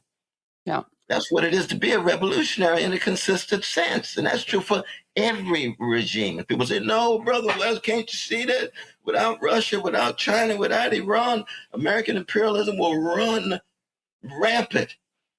And I can understand their point, but I say to myself, then are you saying then that we have to remain silent when Russia or China or Iran are attacking their own citizens? They're human beings. They're suffering. Human beings are not pawns on the ideological chessboard. They're human beings who deserve an attention. They say, well, the Mossad and you got the CIA supporting these things. And of course that's true. Of course the CIA and the Mossad and so forth have been trying to destabilize the Iranian regime. But the Iranian regime has been so thoroughly repressive with execution, just outright fascist in its treatment of its precious human beings who are in that regime. So the question is, we have to be able to talk honestly about the barbarity of Gaza, the genocide that's been taking place under U.S. imperial auspices mediated by the Israeli occupation and the Israeli elites, but also have the courage to say the resistance taking place in Iran is not completely orchestrated by external forces, and therefore we can't say a mumbling word about the mullahs who are engaged in such massive repressive activity. And this is true for any society. Right. No, I think that's true. And there are things, there are dynamics. I mean, what I liked so much about what you just said is you didn't really deny the way that international politics and multipolarity work, but you say that at the same time, there are things within countries. You can't flatten everything into that analysis, as tempting as it is. And I have to admit, that is the role that I see kind of myself as playing.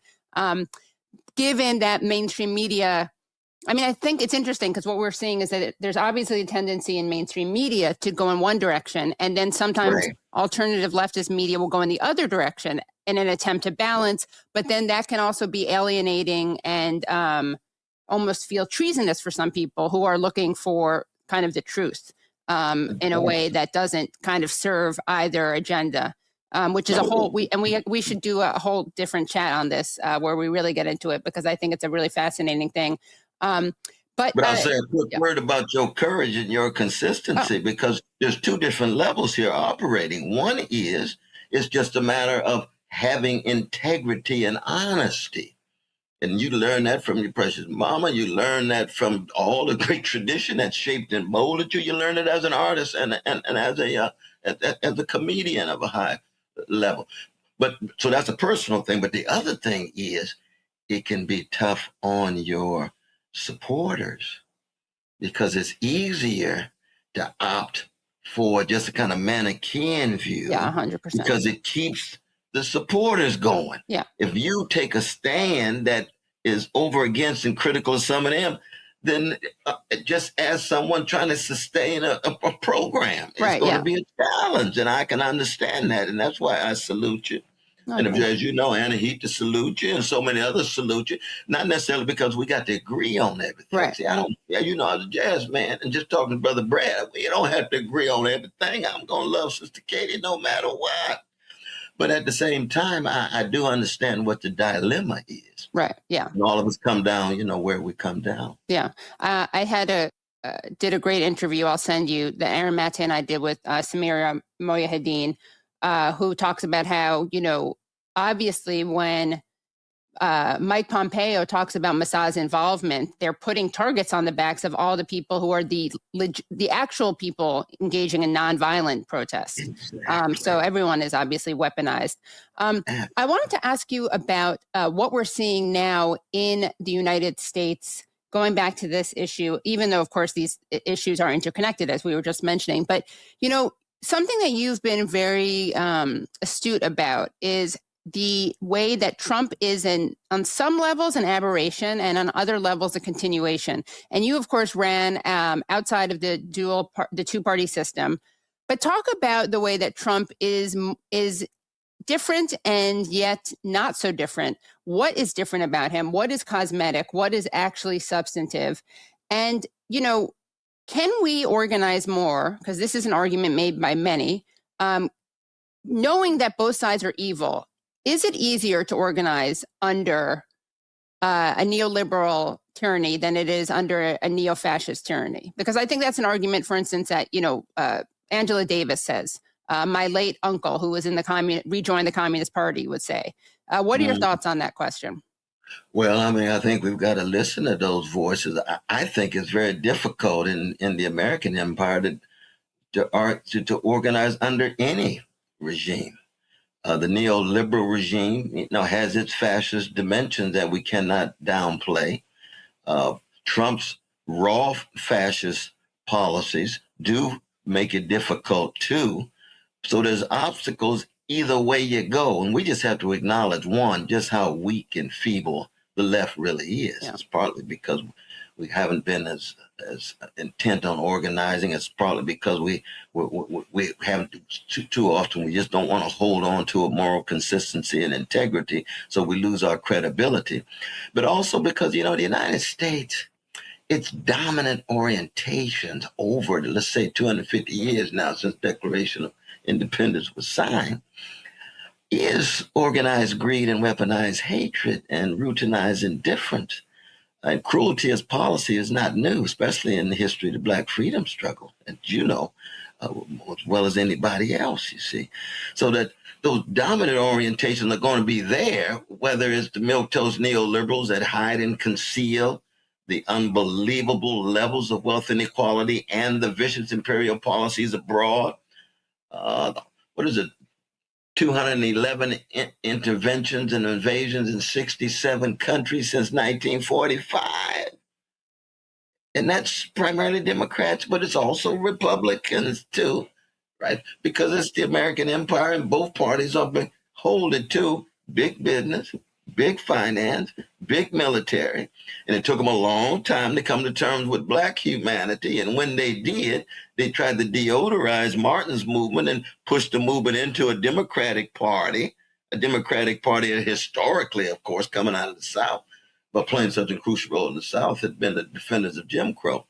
So that we do have to just realize how weak and feeble the left is, but at least we have to be able to raise our voices. At least we have to be able to sustain our integrity, and at least we have to be willing to tell the people the truth. Now, that being weak doesn't mean that we can't win, because we don't know which way history is going to move. It's clear that the collapse and the colossal failure of neoliberalism served as a soil for Trump's raw fascism. So we always must view them as interdependent. Right. They're inseparable. It was the crushing of the working class with these trade deals and so forth. It was the crushing of the working class tied to Wall Street that Clinton and company, with their centrism, with their triangulation, led toward working people wanting to look elsewhere. It was Obama bailing out Wall Street. that led toward increased disenchantment among the working class, open to a raw fascism that Trump would provide in coming in. But Trump is never to be viewed as just isolated. Behind him is indeed big finance, big military, and big banks. Well, speaking of Obama, Clinton, Wall Street, I wanted to ask you about a recent, there's been a recent release of a lot of Epstein files. And one of the people who's been exposed in these is your old foe, somewhat colleague, somewhat Terminator, firer, Larry Summers. Can you talk about what this show is about, Larry Summers, these revelations, and just summarize kind of what the most important ones are, you think? Okay, and to see the rest of that interview, you can do that at patreon.com/The Katie Halper Show. Again, that's patreon.com/The Katie Halper Show. But also, I know I shouldn't look at the comments, but Brad, so many people, I don't really want to respond because it's so self-important. Like I care, but I kind of do care just in principle. People are like, I'm out of here. Can't listen to this. Iran has done nothing wrong. I'm out. Iran isn't the one who's in the wrong. Okay, sure. I probably actually agree with you, but you can't stand to listen to someone who disagrees, or like you can only watch when I have Dr. Morandi on. Like, that's just pathetic. Grow up and grow a thick skin. I can listen to people who disagree. And it's funny because he says that in the interview, he's like, it's hard on you. And, you know, like, boo-hoo, what was me? But what's funny is that it is true. Like, if I wanted to make tons of money and blow up my channel, I would never have I would have the exact same view. People with the exact same view on, and no one with remotely different views on, because I know people like that, like feeling like they come to a place and they know they're going to get one perspective all the time. But anyway. I'm sorry to interject, Katie, and I know we talked about this a couple weeks ago, so I won't repeat myself, but I understand that feeling that some people might have, but I guess it's food for thought that that's definitionally an echo chamber. Right. And that's the sort of thing that oftentimes, I'm sure, I know we on this channel and even in earlier on in the program were critical of, you know, CNN or pick your poison of engaging in that. And, you know, that can happen in independent media as well. And so hopefully people might recognize that not doing that, it can be a good thing, but that also means being open to not necessarily agreeing with literally 100% of everything that's said. Yeah, and it's just ridiculous. I mean, it's not really that hard to understand that there are people in Iran who are unhappy with the government, which I don't call a regime, I call it a government, because I think that that's just one ideological way of sneaking in bias. You know, I think that this show overwhelmingly, and even Cornel and I agree that sanctions are terrible. I don't remember if we talk about sanctions in this part or the other part. But I mean, again, I'm just being honest. Like, I feel I get, how would I say this? I have people on my show who will disagree with each other. In fact, I was thinking that it would be cool for me to have, we should do a segment called like Squash the Beef or something, and have like people who disagree with each other on. I'm imagining like whatever animated intro I could come up with for that, like a piece of beef being squashed or something. Yeah, exactly. That would be I great. was just chuckling because Jexter Jackson says, my echo chamber doesn't allow voices I disagree with. Yeah, basically, yeah. Yeah, and also people are like, he's a sheepdog. He literally ran his third party. He ran his third party. I mean, if that's sheepdogging, that's some, like, what's it called? Fourth dimension chess. Anyway, fourth dimensional chess. Anyway, well, all right. That's the Cornel segment. And we are going to move along to our next segment. And we're going to talk about an amazing person named Rene Lichtman. And we are going to tell you a little bit about Rene Lichtman, who was an incredible person. Brad and I were blessed to meet. He's one of the characters who we interviewed for this documentary we're working on Holocaust survivors speaking out against the genocide in Gaza. and he was born on December 4th, 1937, and he passed away on January 28th, 2025.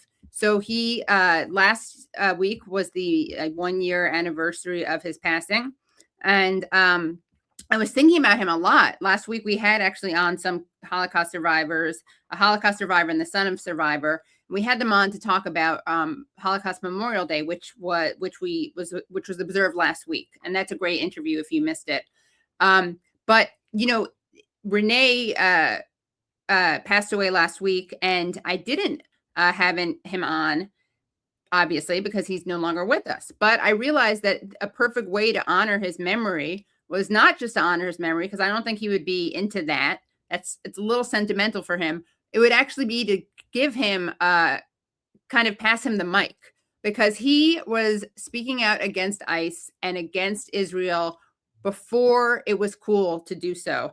And in fact, I think it's really important, because something that Renee was very clear about is that he even told Rashida Tlaib told me this in an interview.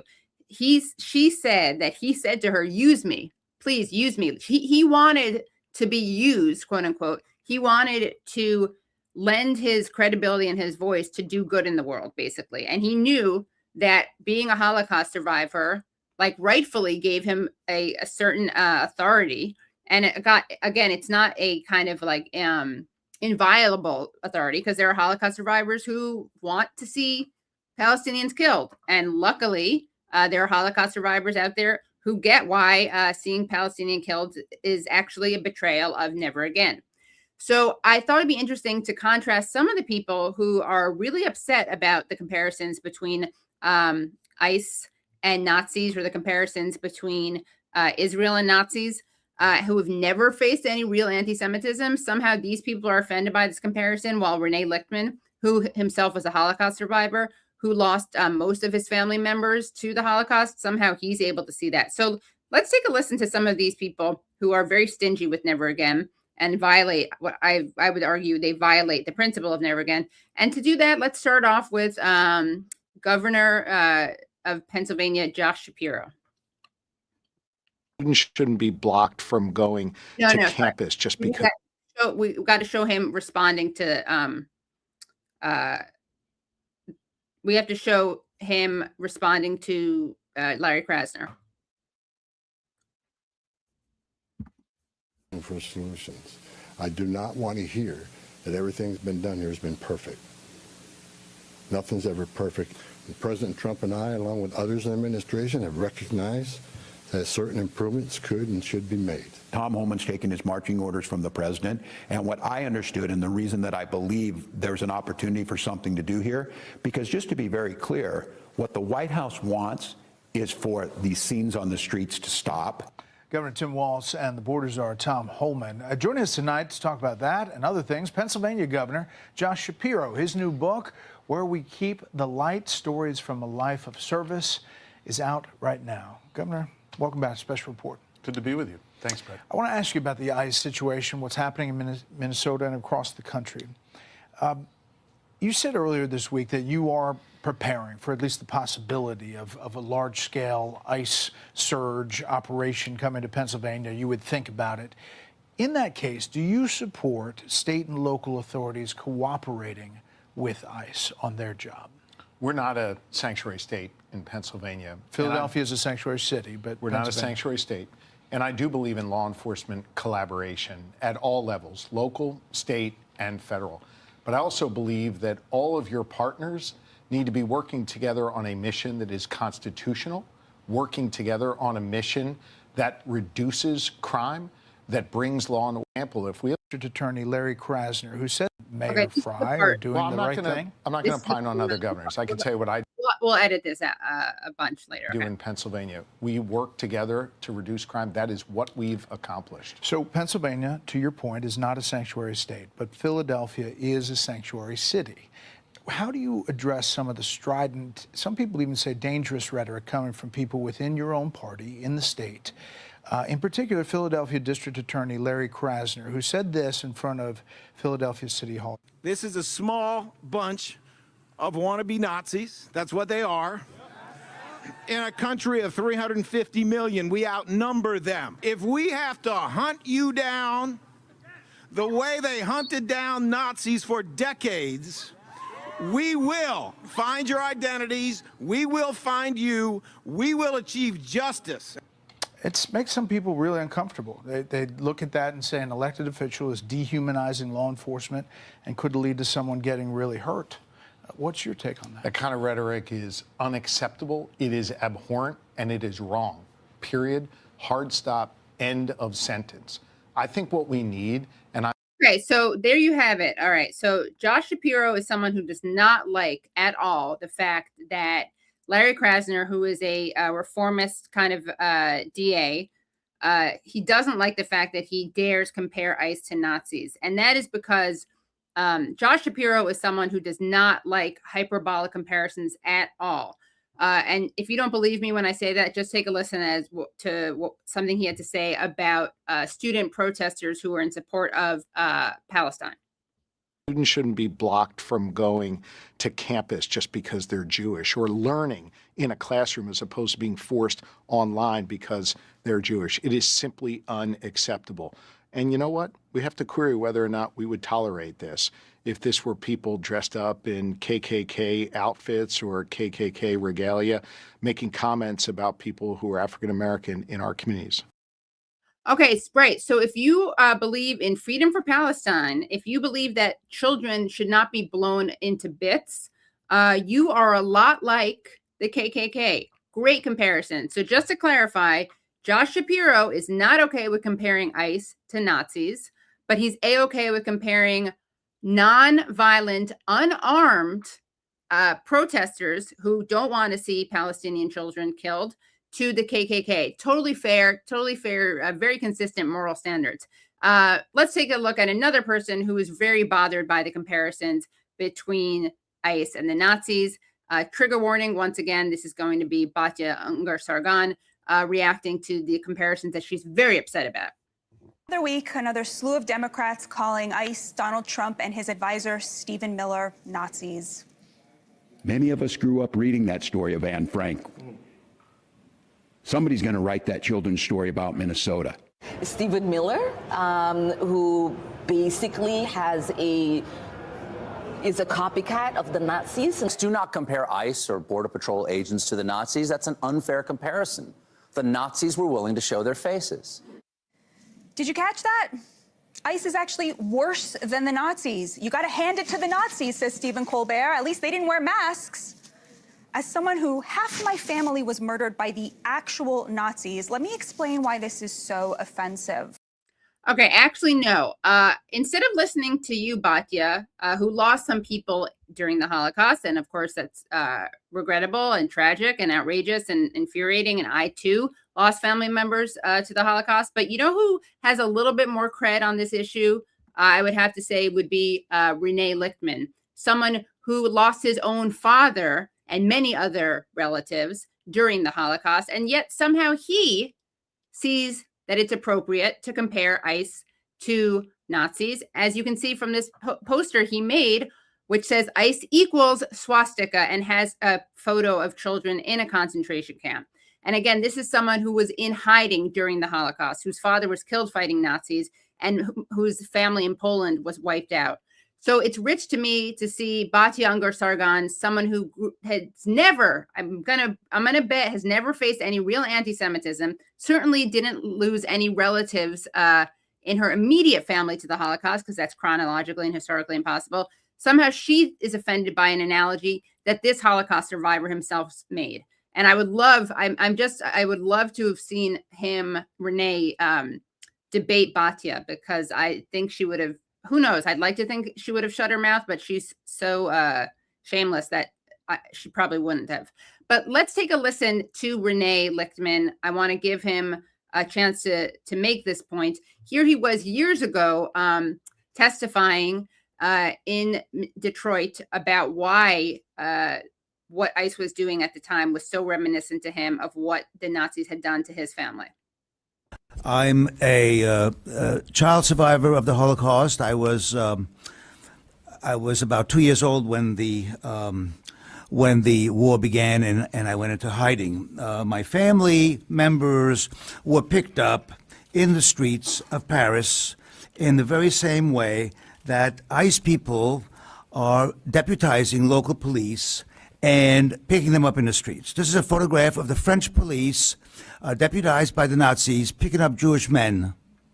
And they got the list of the men to be picked up by the French police, who kept lists of the Jews in Paris, including Jewish children, including children on my street who were picked up and went to the gas chambers, while I was fortunate to be in hiding. I see a lot of parallels, Mr. Chairman. I see a lot of parallels to what is going on right now in cities like Ann Arbor and Pontiac, where ICE is coming in and with the help of the local police are picking up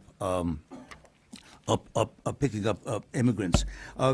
Two very quick points. These are photographs of my two relatives. This young woman, by the way, who happened to be blonde hair, blue eyes, so in terms of profiling, she could pass, but she was picked up and she went to the gas chambers as well.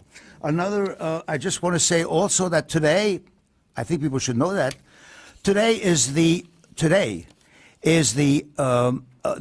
that 1,000 Jews were prevented from coming to the shores of the United States on the SS St. Louis. If you look it up, if you Google, the SS St. Louis today is a day where 1,000 Jews were sent back, and half of them went to their gas chambers, went to their deaths. That's the SS St. Louis. It was prevented by people in the State Department from coming into the United States. Also, results of what's going on right now, I want to show you a small article from the Jewish press in Detroit, where, and I speak at the Holocaust Center quite a bit because I'm a survivor, and we have education where we teach tolerance and diversity and against stereotyping, etc. We teach that to children, young people, adults all over the state of Michigan who come to the Holocaust Center for education. Windsor, Ontario, has sent us a letter saying that they no longer will be sending buses of children to the Holocaust Center because they're concerned that a lot of the children may be questioned about their status. This is in the Jewish News. You can look it up. Okay. Thank you very much for your time. Yeah, thank you. At this point, we're going to have a quick question from Representative Moss, and we'll have one additional one after that. Thank you. Thank you, Very Renee, briefly, for being here. Obviously, this is passion I have and I share with you. My great-grandfather's siblings. My great-grandfather made it here to this country, and his siblings perished in the Holocaust. And I want the committee to be aware, as Renee knows as well, the first wave of illegal immigration from our southern border were Jews trying to escape growing anti-Semitism and had no other access to this country because of strict quota laws that were enforced. And, we had a Holocaust commemoration ceremony here about a month and a half ago with 30 survivors around this state. I didn't ask a single one of them on how they got here or what their status was, and I don't care. And that's the population among many civil people in this country that are now vulnerable of being asked what their background is and how they got here. And I share this concern with you, Renee. And this is why this legislation goes far and beyond a political debate and brings us back to a time where we know how that story ended, and it didn't end fortunate for many of our shared relatives. Thank you. Okay, I believe Runstead passes. Representative Fregger, did you have a question? Just very briefly, I just wanted to say it's an honor to have you here, sir. Thank you. Thank you. I just want to add very quickly that I went into the United States Army, and I was in an intelligence unit, and my immediate officer was a captain, a young West Point captain. One day he called me in and he said, "Lichtman, we've got your name here on a list of aliens." He says, "What are you doing working in an intelligence unit in the Army, in the U.S.?" I said, "Well, sir, I don't know. I came here. I assumed that I became a citizen automatically when my mother married an American a citizen. You said, well, that ain't the case, so get your butt into town and go in front of Judge so-and-so and so-and-so. Today, I would probably ICE could have been called on me, and I would have been shipped off. Thank you very much. Thank you for being here. We appreciate it very much. And that was the wonderful Rene Lichtman, and we are so lucky that we met him. We are going to play a clip of Rashida Tlaib, who honored him when he passed away. She actually entered him into, I guess, the congressional record. So we're going to listen to Rashida Tlaib, and then I'm going to tell you a little bit more about Rene Lichtman, and then going to play another interview with him. This was the first time that I ever interviewed him. It was on this very show, but his words are so powerful. So again, although I'm very sad that he passed away, I'm so glad that we have his words that are still with us. So here's Rashida Tlaib. I want to honor the life and legacy of my dear friend Rene Lichtman, a Holocaust survivor and activist in our community who deeply was committed to justice in southeastern Michigan and around the world. He was my adopted uncle. Rene passed away at 87 years old, dedicated his life to teaching others about the Holocaust, ensuring that stories of survivors would never be forgotten. He worked so hard to live by the mission of never again to anyone. Through his art, film, and photography, he captured the resilience of the human spirit, and through his activism, he fought for social justice and an end to human suffering. At the age of 63, Rene got his PhD in instructional technology and spent 2 decades working at a hospital in our community. Even in the end of his life, Rene was painting, organizing with Jewish Voices for Peace in Detroit, and standing up for Palestinian human rights. His impact and legacy will live through his work and the countless lives he touched. May his memory and work live forever. I will miss you, Rene. I love you. So that was a really moving tribute from Rashida Tlaib, who worked with Rene Lichtman. And I'm just going to read a little bit about Rene, and then we're going to play another excerpt of an interview with him where he doesn't just compare ICE to Nazis. Well, he doesn't compare ICE to Nazis because ICE doesn't come up, but he compares Nazis to Israelis, which is something that's very painful for him, he said, to realize, but it was something he did indeed realize. Rene Lichtman passed away at 87 years old in the Detroit area, which he called home for over 50 years. Rene was born in 1937 in Paris, France, to parents Helen and Jacob Zajman. He immigrated to the U.S. with his mother in 1950 when he was 12 years old. Surviving family members include his wife of 54 years, Kathy, and his children Joshua, David, and Risa, and Maceo Bishop, as well as grandchildren Emzy, Laser, Benjamin, and Lou, and other loving family and friends. He also was an amazing artist and filmmaker. And again, we don't have time to go over all of his wonderful contributions, but they were incredibly impressive. And again, we're so happy that we were able to meet him. So this next, there we are with Brad and Renee, who is just so hilarious too. And he says such funny things. I'm really excited about this documentary that we're working on. So I'm going to end the show by playing another excerpt from an interview with Renee. And here he is reflecting on Gaza, on the Holocaust. And just so you know, he was basically fired as a lecturer at this Holocaust museum because they refused to talk about the Gaza genocide. So what he did after they refused to talk about it is he would protest across the street. They would do a vigil across the street, and he co-founded something called the Coalition Against Genocide, which continues to meet. So again, there you have it, that his activism is still with us, even though he's not. So here is the interview. You have these people that are pretty openly fascist, I would say.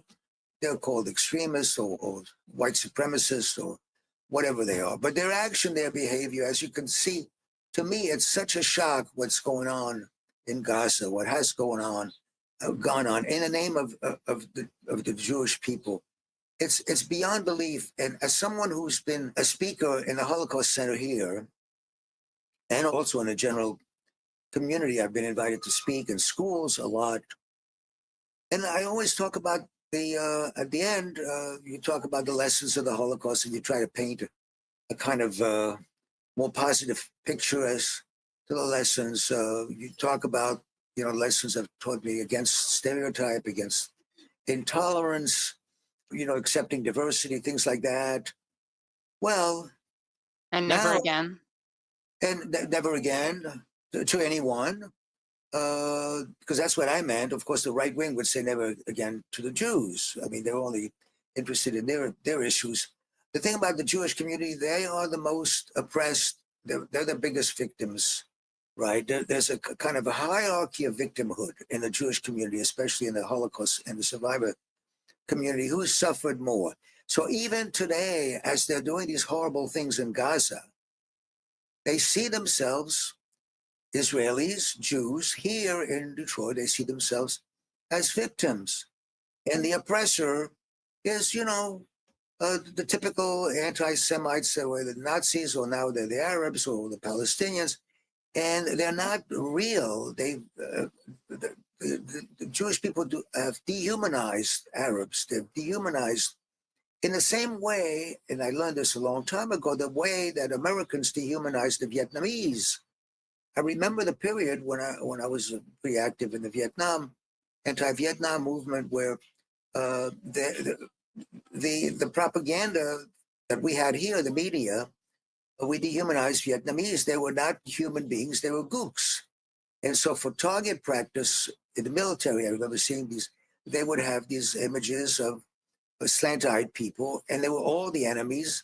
So that gave permission to our U.S. soldiers to kill children, because they were, of course, carrying grenades, and justified killing civilians very much exactly the way Jewish troops today, these young kids who know nothing, these soldiers who've been brainwashed, are killing civilians. And this way, this time it's much worse, because it's really not one-on-one contact where you're looking at the eyes of the civilian you're going to kill. This time it's from the air, right? A lot of it is just these long-distance murder of civilians and children. And the alibi is, well, they're using them as human shields, which is just lies.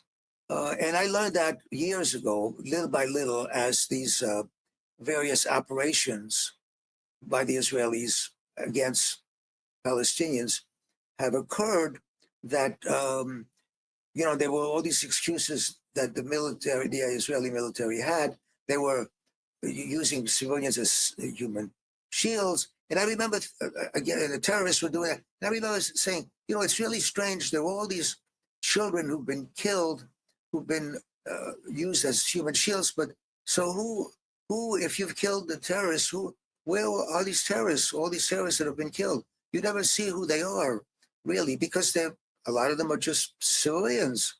But those are the excuses that the Jewish people and the media, especially the media in Israel and the media in the United States, put forward. So Jews do not see Arabs or Palestinians especially as we've dehumanized them. And I see it as genocide. I see it as equivalent. It's difficult for me to say that, but it's equivalent to what happened in the Holocaust. Now, you could say the numbers are different. You can get into all these distractions, etc. But in terms of what it's doing and what it's done to first the Holocaust, I could never, as a speaker, I'm sure these speakers like myself, they're being asked at the end of their talk at a Holocaust museum or in school, well, you've suffered so much. How do you explain what you've done in Gaza? How do you explain that? All these civilians who've been killed, all these children, and I'm supposed to represent children. I talk a lot about children because 1.5 million Jewish children were murdered by the Germans. And how did they do that? One way it was explained by Himmler, one of the Nazis, why these Germans were killing civilians and children, because these German soldiers were having PTSD in those days. They were killing civilians. And we know they were having those issues, emotional issues, because they wrote home letters to their family about that. And they complained to their officers that they were killing civilians and they didn't sign up for that. And to the degree where Himmler, second in command in the Nazis, went out in 43 and 44 to the Eastern Front and gave them pep talk. And he said to them, if it's very difficult for you Germans to be killing civilians. We know that because you're such a caring people. You have to kill these children because if you don't, they will grow up and be avengers. And that's the terminology he used, avengers. They will seek revenge on you for what you did to their family members. And that's what the Israelis are doing and saying and thinking when they kill Palestinians. It's preventive murder. If we don't kill them now, they will grow up and become avengers. And so, but what it's doing in practice, of course, it's creating recruits for the what I call the Palestinian resistance. And I've talked about this where I see the resistance, Hamas, as equivalent to the Jewish ghetto uprising. I see them as resistance, as maybe not freedom fighters the way they were in Vietnam, but in the ghetto, in the Jewish ghetto, the young people, and they were always left-wing socialists or communists who organized this resistance, and their thinking was, we're going to be murdered, we're going to die, and we want to take some of them with us, which they did. They killed quite a few Germans. And Norman Finkelstein talks about that these young people in Gaza, which is an open-air concentration camp, and he's not the only one that said that. A lot of political people have said that long before him, that Gaza is an open-air concentration camp. You can't get in, you can't get out. These people are born there. They're the second generation from the Nakba, where they were kicked out of Israel. They went to Gaza. They were born there. They lived there. They're going to die there.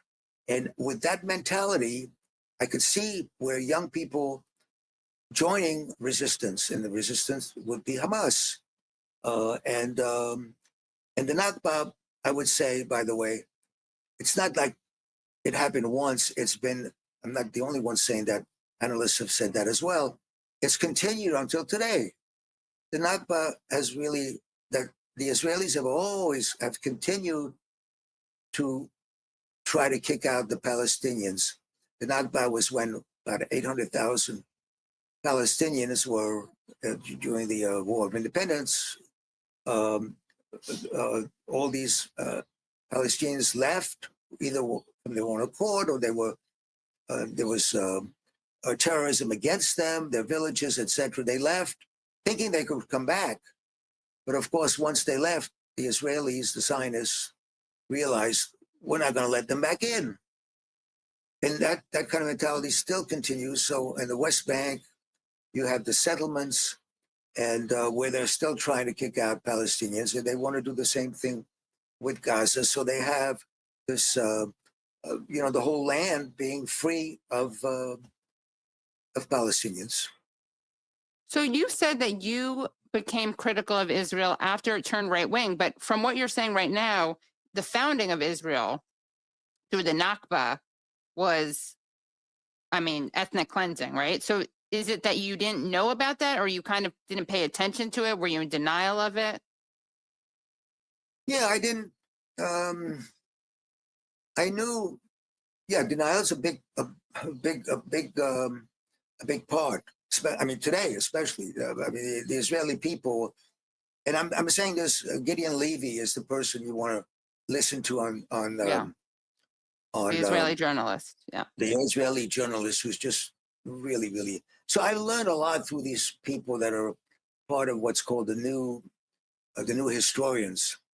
There's about 3 or 4 or 5 of them who have, written these books. Of course, they're now called, the traitors, et cetera, et cetera. They've had to leave. They couldn't get work. A lot of them in Israel. They've gone. Ilan Pappé, for instance. Pappé is one of them, and Avi Schleim. Benny Morris used to be one of them, but that's a whole other story. Yeah. And Norman Finkelstein, of course, who, has to we have to recognize in terms of the Israeli lobby, the Jewish lobby, in terms of its influence on the U.S., especially the Congress, and politicians paying them off all these years and helping to brainwash Jewish children. A lot of them Jewish children who at some point realized when they went to Israel on these trips, well, wait a minute, there's all these other people there.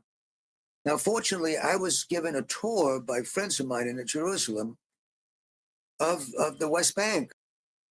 And these friends of mine that were still there in Israel, in Jerusalem, they're part of these kind of human rights groups where they sit and they observe the border so that these soldiers don't humiliate. Humiliation is a big part. And the Israeli military learned that from the Nazis as well. The Nazis, the first step the Nazis were going to do was humiliate the Jews by cutting off their beards or making fun of them, etc., etc. And the Israelis do the same thing to the Arabs. And so, and they do that, for example, at the border. These young soldiers with these guns humiliate Palestinians at the border who are coming into work, etc. So these friends of mine are at the border, making sure that doesn't go on, you know.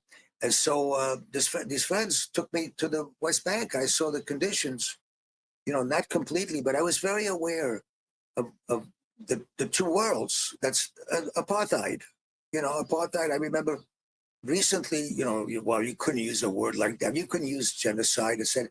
But the last 3 or 4 months, we've learned that no, it applies. People now use the word genocide, apartheid, ethnic cleansing, all these terms that are part of our vocabulary, because even the main media in the United States has been forced to recognize that. And so I little by little, I realized what, but I was always hoping for a two-state solution, and I still do, and I think it's still possible. People can get along if you don't have these people, you know, whipping up hatred. And today you've got the extreme right wing in Israel who want to, I mean, Bibi is considered a centrist, believe it or not, Netanyahu, compared to these, yeah. What is the connection between Never Again and what is happening now in Gaza? And why is it that more people don't make the connection between what happened to the Jews in the Holocaust and what's happening to Palestinians today? Why do you think you're able to see that, but so many people aren't? Well, the media has a lot to do with it. The Jewish leadership, I mean, just think of it. You know, we got rabbis all over the world. Now, do the rabbis ever talk about that? And what kind of language do they use? No. And I know this from personally because I've been through, you know, a bunch of synagogues over my lifetime with my kids until today, you know, where there was a very, very liberal congregation where, you know, I thought the rabbi was very liberal, and then it turned out to, you know, at one point there were these calls for "We stand for Israel" during what Hamas did, right? So what Hamas did was, boy, was seized upon by the right-wing leadership in this country, in the United States, as these are savages. It was used to paint the Palestinians as savages. This is language that they use, animals. They cut off the breast of women. They killed children. They rape women. All of these lies, they've been shown to be lies, but they've hid the media, and American media, which is bought off by the corporation. It's called the corporate media for a reason. It's bought off, and a lot of it by the AIPAC crowd. ADL is part of the Jewish lobby and all of these other billionaires. And so a lot of the population in the United States is completely ignorant, especially the Jewish community, the Jewish newspapers. You know, I read some of that press. But the rabbis notice there's a few voices that speak up and talk about Jewish values. Now, I have to say, Jewish values are the ones that influenced me in my so-called left wing, but also, other voices, Catholic Worker, Dorothy Day, people like that, those Christian social revolutionaries and stuff like that. So the rabbis don't say anything. And if you do say something, whether it's, Cornel West or Chris, some of these other voices, Chris Hedges, Noam Finkelstein, you get destroyed. You get destroyed in terms of your career, your job, your family. You can't do anything. I call it Jewish McCarthyism. If you know anything about McCarthyism, and I knew people who were the subjects of McCarthyism, who were blacklisted, et cetera, et cetera. So I knew people with, John Garfield and that family in New York, and others, Zero Mostel, and so that had a big influence. So I consider this Jewish McCarthyism, where you speak up, and in my case, I can say that because of my age and the fact that I'm retired, and so I don't care anymore. But when my last rabbi stood up and he said, "I stand for Israel," I just got so, which is very recent. Before that, he was standing up for Rashida Tlaib. Suddenly, he changed his tune. Wow. I stand for Israel.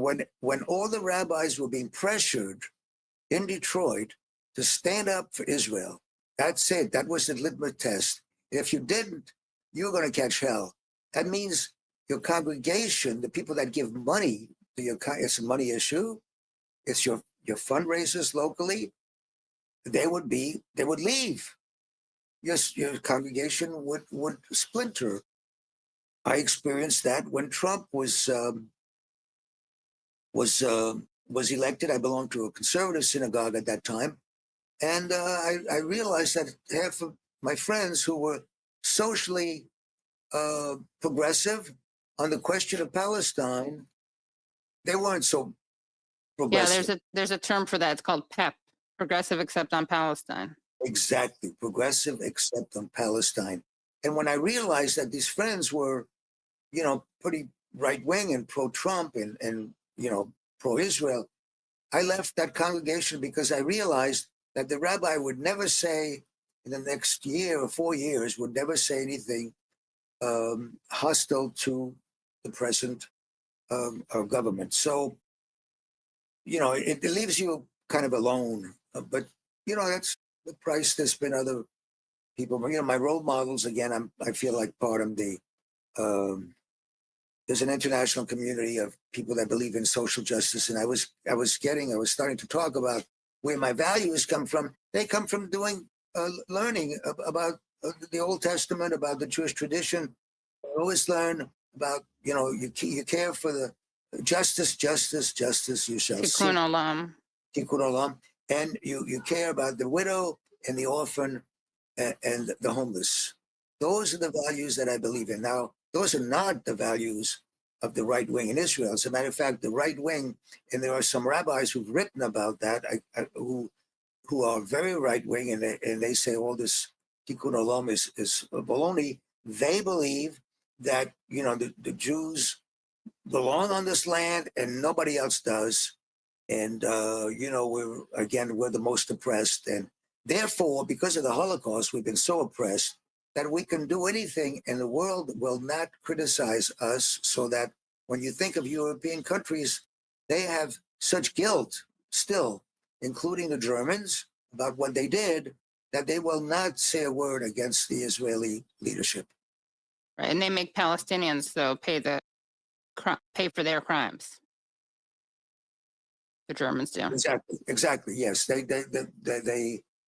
able to, kind of transfer that guilt. But I think the issue today, I remember there was a period a couple of years ago where in Europe, suddenly the Jewish community was not being attacked as a scapegoat for various issues, but it was the immigrants, these Muslim Arab immigrants that were the enemy. And that's still the situation. The enemy in Europe is the foreigner. And that means the dark-skinned people, Africans, North Africans, etc. And so things have changed in Europe, but that's anti-foreign sentiment and right-wing equivalent. Israel right-wingers have allies in France and Italy, where they're also right-wing, also fascistic in terms of their views. And that was the wonderful Rene Lichtman, and we miss him so much, and we send our love and condolences to his family.